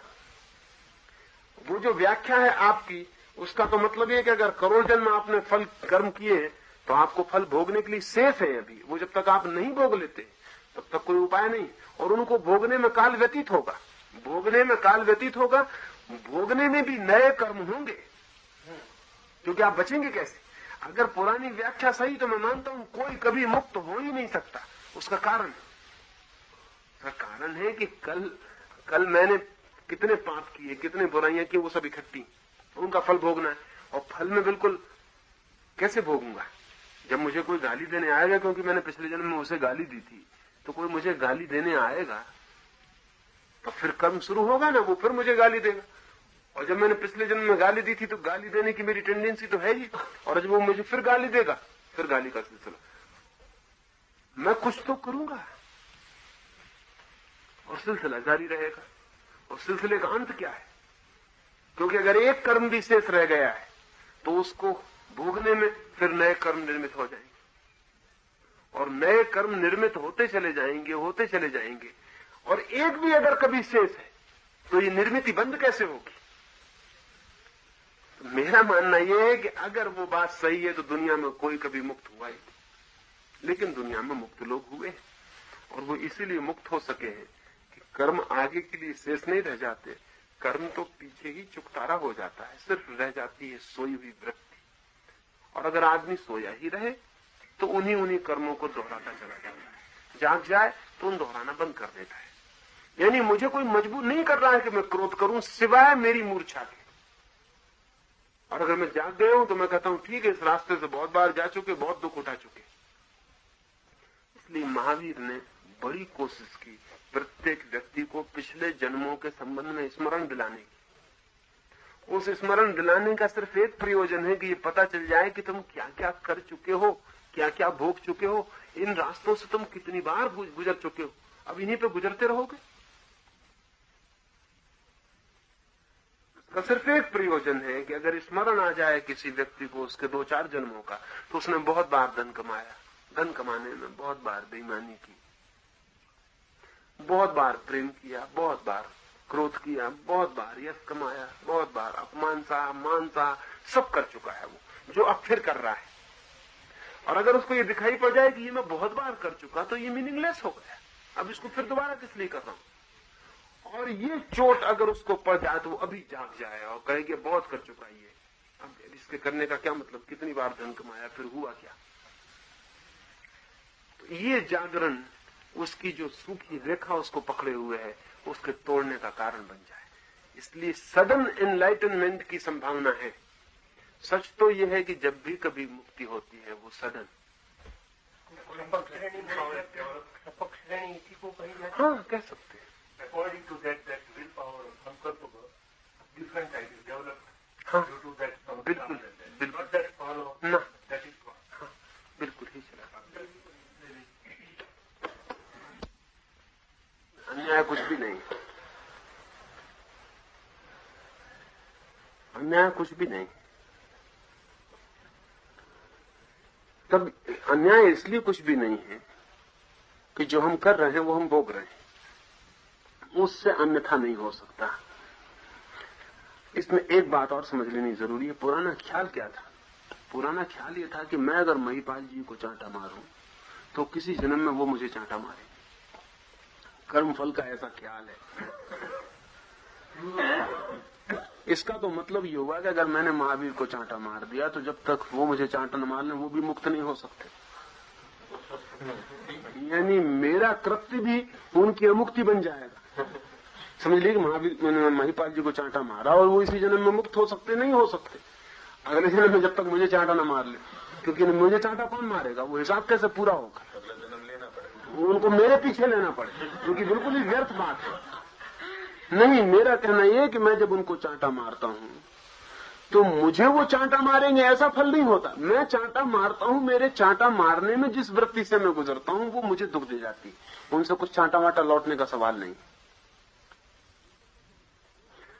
उनसे कुछ चांटा। हाँ, मैंने उन्हें चांटा मारा, अगर चांटे को वो साक्षी भाव से देखते रहे तो वे नया कर्म नहीं बांधते, क्योंकि वो सिर्फ साक्षी रहते। मैंने चांटा मारा और उन्होंने देखा, वो कुछ भी नहीं कर रहे हैं। मतलब अगर वो मेरे चांटा मारने से मुझे चांटा मारे तो वो मेरे चांटे का फल नहीं है, वो उनका कर्म है जिसका फल उनको भोगना पड़ेगा। इस बात को ठीक से समझ लेना चाहिए। मैंने चांटा मारा है उनको, और अगर वो चुपचाप देखते रहे और समझें कि ये बेचारा पागल है, चांटा मारता है, और कुछ न करें, समझे अपने रास्ते बढ़ जाए, तो उन्होंने कोई कर्म बंध नहीं किया, मैंने कर्म किया और उसका फल भोगा। वे मेरे इस कर्म बंध की श्रृंखला से उन्होंने कोई संबंध नहीं जोड़ा। लेकिन अगर वो मुझे चांटा मारे, उत्तर दें, तो वो मेरे चांटे का उत्तर नहीं, मेरे चांटे का उत्तर तो मैं ही भोग रहा हूं, इस चांटे का उत्तर वही भोगने वाले, ये उनकी अपनी कर्म श्रृंखला, इससे मुझे कुछ लेना देना नहीं। और अन्याय कुछ भी नहीं है, अन्याय कुछ भी नहीं है। अन्याय इसलिए कुछ भी नहीं है कि मैं चांटा मारता हूं तो मैं दुख भोग लेता हूं, और जिसको मैं चांटा मारता हूं तो सवाल उठता है कि उसके साथ तो अन्याय हो गया।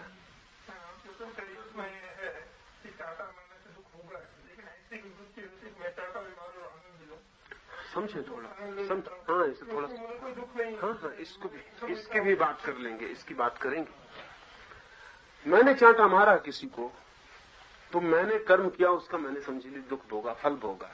लेकिन जिसको मैंने चांटा मारा उसके साथ तो अन्याय हो गया, और मैं कहता हूं अन्याय कुछ भी नहीं।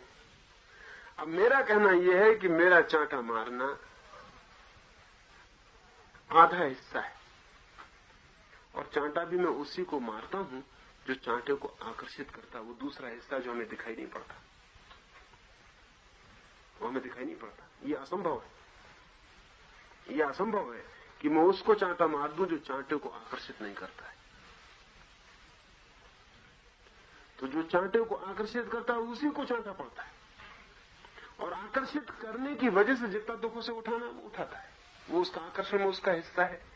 यानी कोई आदमी इस दुनिया में अकेला मालिक नहीं होता, गुलाम भी उसके साथ गुलाम होना चाहता है, नहीं तो ये संबंध बन ही नहीं सकता। तो हम तो मालिक को थोप देते कि तुमने क्यों गुलाम बनाया इस आदमी को, लेकिन हम कभी नहीं पूछते कि यह आदमी गुलाम बनना चाहता था। अगर ये नहीं बनना चाहता था तो असंभव था इसे गुलाम बनाना, इसे गुलाम बनाना ही असंभव था। एक फकीर हुआ है डायोजनीस, उसको कुछ लोगों ने पकड़ लिया, रास्ते से गुजरता था, नंगा फकीर था, उसे कुछ लोगों ने पकड़ लिया। उसने पूछा कहां ले जाते हो पकड़ के?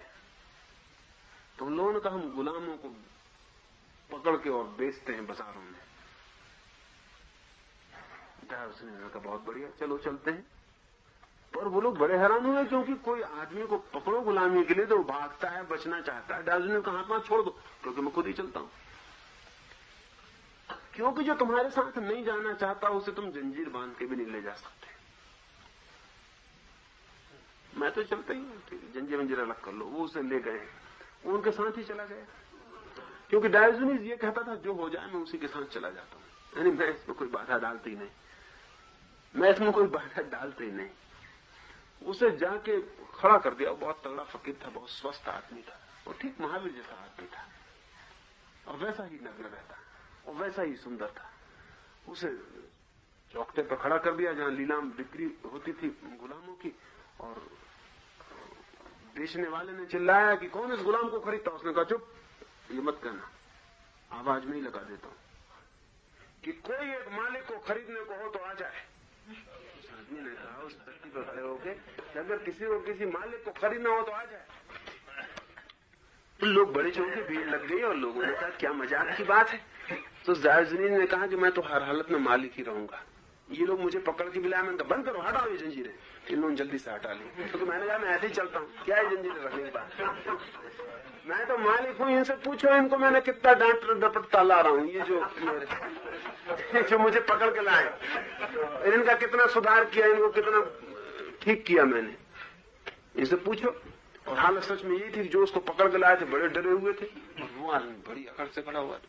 उसने कहा इसलिए मैंने कहा कि कोई भूल में गुलाम समझ के मत खरीद लेना, क्योंकि जो गुलाम होना चाहे वही गुलाम हो सकता है, हम तो मालिक ही हैं।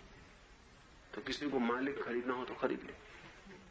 तो एक राजा को क्रोध आ गया, उसने कहा कि क्या बात करता है, तो उसने खरीद लिया। उसे घर ले जाके कहा कि इसकी टांग तोड़ डालो, इसकी टांग तोड़ डालो। तो डायोजनीस ने टांग आगे कर दी, उसने टांग आगे कर दी।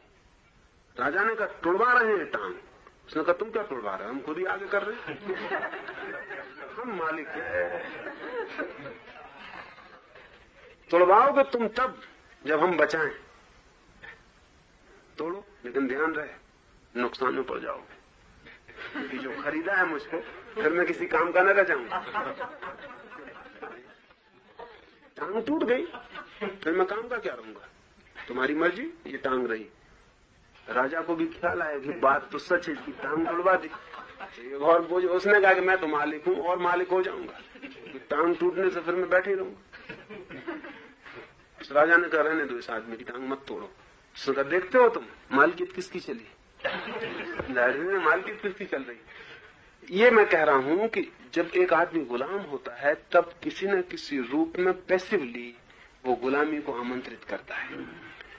जब एक मालिक होने की प्रवृत्ति वाला आदमी और गुलाम होने की प्रवृत्ति वाले आदमी मिल जाते हैं तो तालमेल बैठ जाता है, गुलाम बन जाता है, एक मालिक हो जाता है। इसे ऐसा समझना चाहिए जैसे हम तिलक लगाते हैं ना, तो उसमें हम वो जो पिन लगा रहे हैं वो इस मतलब नहीं रखते हैं, वो जो छेद है भीतर वो भी मतलब रखते हैं। वो पिलक और छेद जब पिन और छेद मेल खा जाते हैं तो बैठ हो जाती, नहीं तो नहीं होती। जब मैं किसी को चांटा मारता हूं तो इतनी काफी नहीं कि मैंने चांटा मारा, वो आदमी किसी न किसी पैसिव ढंग से छेद का काम कर रहा है, चांटे को निमंत्रित कर रहा है, नहीं तो ये असंभव है। इसलिए मैं कहता हूं अन्याय असंभव है, लेकिन इसका ये मतलब नहीं जो तुम दूसरी बात करती हो तो फिर हमें अन्याय मिटाने की कोशिश नहीं करनी चाहिए। नहीं, वो कोशिश हमें करनी चाहिए। क्यों? उसका कारण है हमें एक ऐसी दुनिया बनानी चाहिए जहां न कोई चांटे को आकर्षित करता हो, न कोई चांटा मारने को सुख होता हो। अन्याय कभी भी नहीं है। अन्याय का कुल मतलब इतना हो सकता है कि अभी ऐसे लोग हैं दुनिया में जो चांटा मारने को भी उत्सुक है और ऐसे लोग भी हैं दुनिया में जो चांटा खाने को उत्सुक है। अन्याय घटना में नहीं है, अन्याय इस स्थिति में, इसको समझ लेना। यानी कोई घटना अन्यायपूर्ण नहीं, घटना तो हमेशा जस्टिफाइड है, जो हो रहा है वैसे ही होता है, वैसे ही हो सकता था। जैसा तुमने पूछा कि सतियां होती थी, तो सतियां होती इसलिए थी कि कुछ स्त्रियां मरने को राजी थी आग में, कुछ लोग आग में जलाने को राजी थे, तो नियम चलता था। अन्याय कुछ भी न था, जो स्त्रियां जलने को राजी उस दिन भी नहीं जलाई गई, और जो स्त्रियां जलने को आज भी राजी, सती की व्यवस्था नहीं, लेकिन वो स्टोव से आग लगा लेती हैं, जहर डाल लेती हैं, कुछ भी करती हैं। मेरा कहना यह है कि जो स्त्रियां नहीं, सारी स्त्रियां तो सती नहीं हो जाती थी, कुछ स्त्रियां सती होती हैं। और अगर तुम हिसाब लगाने जाओ तो जितनी औरतें आज आग लगा के मरती हैं वो अनुपात ज्यादा नहीं पाओगे, वो उतना नहीं पाओगे। इसको बड़ा सोचने जैसा मामला है। सती की व्यवस्था आग में जलने वाली औरतों के लिए एक सुविधा थी। कुछ लोग जलाने वाले भी हैं, वो अब भी जलवाने का इंतजाम करते हैं, इंसान बदल जाते हैं। किसी को ढकेल के भी बात है, ढकेल के भी सती आप कर सकते हैं, हाँ, ढकेल के ही किया जाता था, लेकिन वो जिसको ढकेल के भी किया जाता था उसके भी ढकेले जाने की आंतरिक पूरी की पूरी मनोवृत्ति होती थी, नहीं तो नहीं हो सकता, यह असंभव है। यानी मैं ये कह रहा हूं कि घटना जब भी घटती है तो उसके दो पहलू हैं, और उसमें हम एक ही पहलू को जिम्मेदार ठहराते हैं, वो हमारी गलती, दूसरा पहलू उतना ही जिम्मेवार होता। जैसे हम कहते हैं अंग्रेजों ने आके हमको गुलाम बना लिया, ये आधा हिस्सा है, हम गुलाम होने की तैयारी में थे, ये दूसरा हिस्सा जो हमें ख्याल में नहीं आता। और जब तक हम गुलाम होने की तैयारी में थे गुलाम रहते। ये दूसरी बात थी कि अंग्रेज बनाते, कि खून बनाते, कि फ्रेंच बनाते, ये गौण बात थी, लेकिन गुलामी घटती, तो गुलामी की हमारी तैयारी थी। लेकिन इसका मतलब ये नहीं कि मैं कहता हूं कि सती की प्रथा जारी रहना चाहिए। मैं कहता ये हूं ये प्रथा तो गलत है। प्रथा इसलिए गलत है कि जलाने वाला भी गलत काम कर रहा है, जलाया जाने वाला भी गलत कर रहा है, ये दोनों आदमी गलत है। दुनिया ऐसी होनी चाहिए जहां न कोई जलाने को सुख, न कोई जलने को सुख।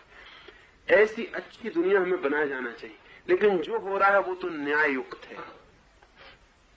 इससे ज्यादा न्याय युक्त हो सकता है, और ज्यादा न्याय युक्त हो सकता है, लेकिन जो होता है वो हमेशा जस्टिफाइड है इस अर्थों में कि वही हो सकता था। आदमी की क्वालिटी और जीवन और चेतना बदले तो कुछ और होना शुरू हो जाएगा। अन्याय सिर्फ एक है कि जैसी जीवन व्यवस्था है वो हमें बहुत दुख में डाल रही है, और दुख हम ही बना रहे हैं, कोई और बना नहीं रहा है।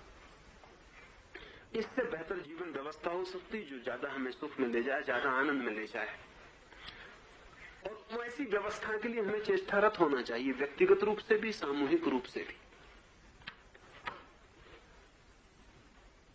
जैसे कि उदाहरण के लिए मैं कहूं, जैसे रूस में समाजवाद है और सारे लोगों की संपत्ति बराबर हो गई, तो लोग पूछते हैं कि जहां संपत्ति बराबर नहीं है वहां तो अन्याय हो रहा है, लेकिन जहां संपत्ति बराबर नहीं है वहां संपत्ति बराबर होने की कोई कर्म रेखा, कोई संस्कार उस मुल्क की चेतना में है? अगर नहीं है तो क्यों अन्याय हो रहा है? जिस मुल्क में समानता का संस्कार अर्जित नहीं हुआ है चेतना में, वहां असमानता है, वो जस्टिफाइड है। जस्टिफाइड इस अर्थों में कि जो हमारी चेतना है वो हमारा फल है। अगर रूस की चेतना उस जगह पहुंच गई है सामूहिक रूप से जहां की संपत्ति की समानता संस्कार का हिस्सा हो गई, तो ठीक है, उन्होंने समानता स्थापित कर ली।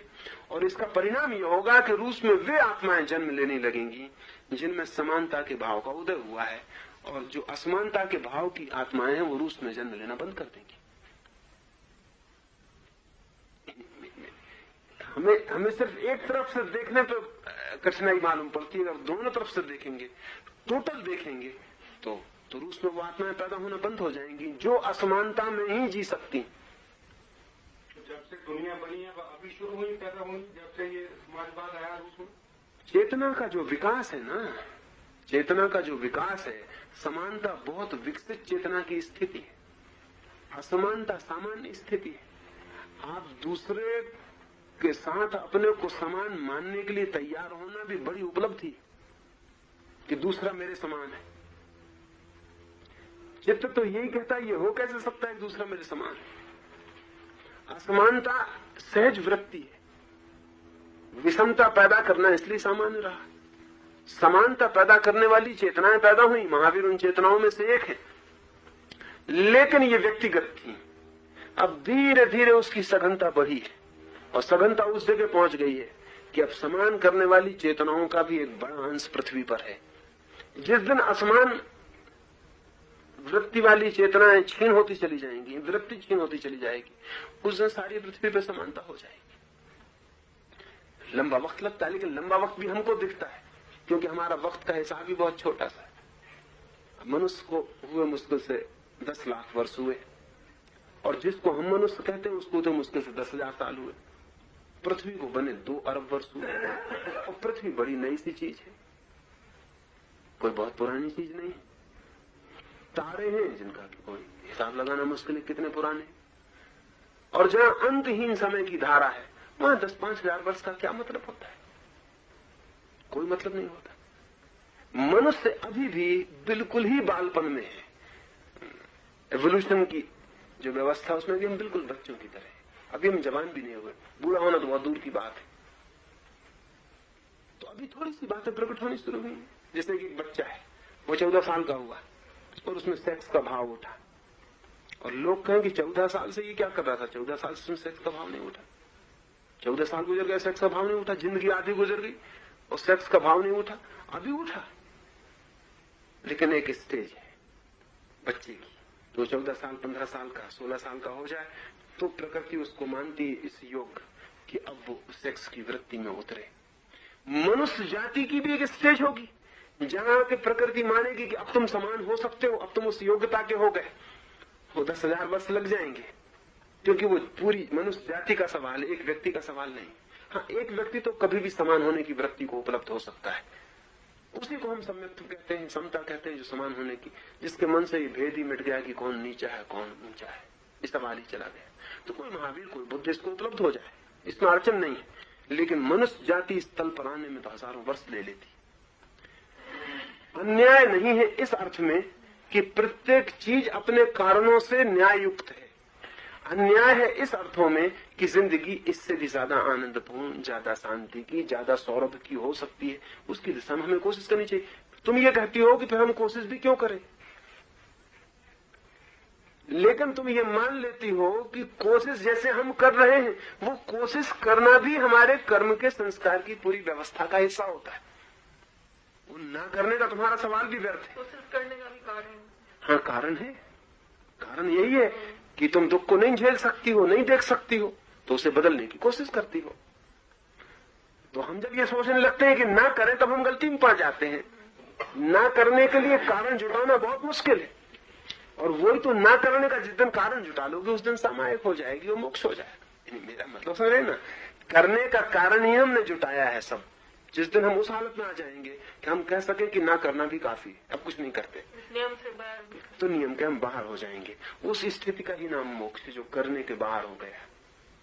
लेकिन जो करने के भीतर है वो तो कुछ ना कुछ करता ही रहेगा। हाँ ठीक है ना, ठीक कहते हैं। और वो जो पंगलिया जी कहते हैं वो भी समझ लेना चाहिए। वो ये कहते हैं कि एक आदमी हो सकता है जो चांटा मारने में दुख ना उठाए, आनंदित हो, बिल्कुल हो सकता है। एक आदमी हो सकता है जो किसी को चांटा मारे और दुख बिल्कुल ना उठाए और आनंदित हो। तो हमको लगेगा फिर इसके साथ क्या होगा, लेकिन हमें ख्याल नहीं है कि जो आदमी चांटा मारने में आनंदित हो वो आदमी नहीं रह गया, वो आदमी से बहुत नीचे उतर गया, बहुत ही नीचे उतर गया। और उसने चांटा मारने में इतना खोया जितना कि चांटा मार के दुखी होने वाला नहीं खोता है। इसको जरा ख्याल रख लेना। चांटा मार के जो दुखी होता है वो तो बहुत थोड़ा सा फल भोगता है, लेकिन जो चांटा मार के आनंदित होता है उसने तो भारी फल भोग लिया। उसका तो विकास का तल एकदम नीचे चला गया, वो तो एकदम जंगली हो गया। उसने 10,000, 20,000, 25,000 साल में जो आदमी ने विकास किया सब खो दिया, वो वहां चला गया। उसका विकास तो इतना पिछड़ गया कि उसको तो जन्मों जन्मों का चक्कर हो जाएगा, जिसमें कि वो वापस उस जगह आए जहां चांटा मारने से दुख होता है। मेरा मतलब सुन रहे हैं आपने? फल वो भी भोग रहा है, बहुत भारी फल भोग रहा है, साधारण फल नहीं भोग रहा है। उसका फल बहुत गहरा है, बहुत गहरा है। हाँ हाँ पूछो।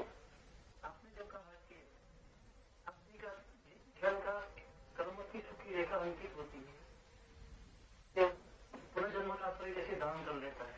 आपने बोला कि आदमी हत्या करता है 10-12 दिनों तक, हत्या होने की संभावना रहती है। पहले आपने बोला था जो वेश्या होती है उसका सप्रेशन ऐसा से रात्रि होने का होता है, तो वेश्या की सुखी रेखा करने से तो उसको वैसे ही होने का धारण शक्यता रहती है। ठीक कहते हैं। साधारणता तुम समझते हो दमन कर्म नहीं है। असल हमारी कठिनाई क्या है, दमन कर्म है, दमन भी कर्म है, भोग भी कर्म है, वेश्या होना भी एक कर्म है, दमन भी कर्म है, दमन भी उसका एक कर्म है, समझे ना? हाँ, तो दमन की भी सूखी रेखा रह जाती है। सन्यासी है एक, साध्वी है एक, हजारों सूखी रेखाएं। असल में होता क्या है, हम कॉम्प्लेक्सिटी को नहीं समझ पाते। हम समझते हैं कोई एक आध रेखा है, हजारों हमारे कर्म है, हजारों रेखाएं, हजारों रेखाओं का काट है, जाल है। उस सब जाल की निष्पत्ति हम है। एक वेश्या है और प्रतिदिन जब भी वो वेश्या के काम से गुजरती तभी दुखी होती, सामने उसकी सन्यास नहीं रहती और दिन रात सोचती कि कैसा जीवन है अद्भुत उसका, कैसा अच्छा होता कि मैं सन्यासिनी हो जाती। तो दोहरी रेखाएं पड़ रही, वेश्या होने का कर्म कर रही उसकी एक रेखा पड़ रही, लेकिन उससे भी प्रबल रेखा इसकी पड़ रही है कि वो वेश्या होने से पीड़ित है और नहीं होना चाहती और सन्यासिनी होना चाहती। सामने सन्यासिनी रह रही है, वो सुबह से सांझ तक साध रही है, अपने को ब्रह्मचर्य साध रही है, लेकिन जब भी वेश्या के घर में दिया जलता है और सुगंध निकलती और संगीत बजने लगता तब उसका मन डमाडोल हो जाता है। अब वो सोचती पता नहीं वेश्या कैसा आनंद लूट रही होगी। तो साध्वी भी दो रेखाएं बना रही, एक रेखा बना रही वो साध्वी होने की और एक रेखा बना रही वो वेश्या होने का आकर्षण की। अब इन सबके तालमेल पर निर्भर करेगा अंततः कि साध्वी वेश्या हो जाए कि वेश्या साध्वी हो जाए। मेरा मतलब सुने ना तुम? हाँ, जिंदगी में हजार रेखाएं काम कर रही, सीधी रेखा नहीं है, कोई सीधा रास्ता नहीं, हजार पगडंडियां कट रही और मल्टी कॉजल है। और तुम खुद कभी थोड़ी देर इधर जाते हो, फिर थोड़ी देर इधर जाते हो, तुम भी कोई सीधी रेखा में नहीं चले जा रहे। कभी तुम अच्छे आदमी होने की रेखा में 2 कदम चलते हो, 10 कदम बुरे आदमी के होने में हटाते हो। तुम्हारी जिंदगी भी कोई ऐसी नहीं कि तुम एक रास्ते पे सीधे चले जा रहे हो, तुम बार बार चौरस्ते पे लौट आते हो, पीछे चले जाते हो, आगे जाते हो, बाएं दाएं जाते हो, सब तुम घूम रहे हो। इस सब का टोटल हिसाब होगा। हिसाब मतलब ये कि तुम्हारे चित्त पे सबके संस्कार होंगे, वो सब संस्कार एक दूसरे को काटेंगे। आखिरी हिसाब में जो कट के तुम्हारी रेखा बन जाती है वो तुम्हारा व्यक्तित्व निर्माण करेगी। और फिर भी ऐसा नहीं है कि तुम एक गहरा व्यक्तित्व लेके पैदा होते हो, तुम अनंत संभावनाएं लेके पैदा होते हो। एक बच्चा पैदा हुआ, उस बच्चे के सन्यासी होने की संभावना है, क्योंकि उसने सन्यासी होने की भी एक रेखा बांधी है, उसके गुंडे होने की भी संभावना, उसने वो भी रेखा बांधी। वो अनंत संभावना लेके पैदा हुआ है, अनंत सूखी रेखाएं उसे आमंत्रित करेंगी। अब कौन सी प्रबल सिद्ध हो जाएगी, उस पर बह जाए।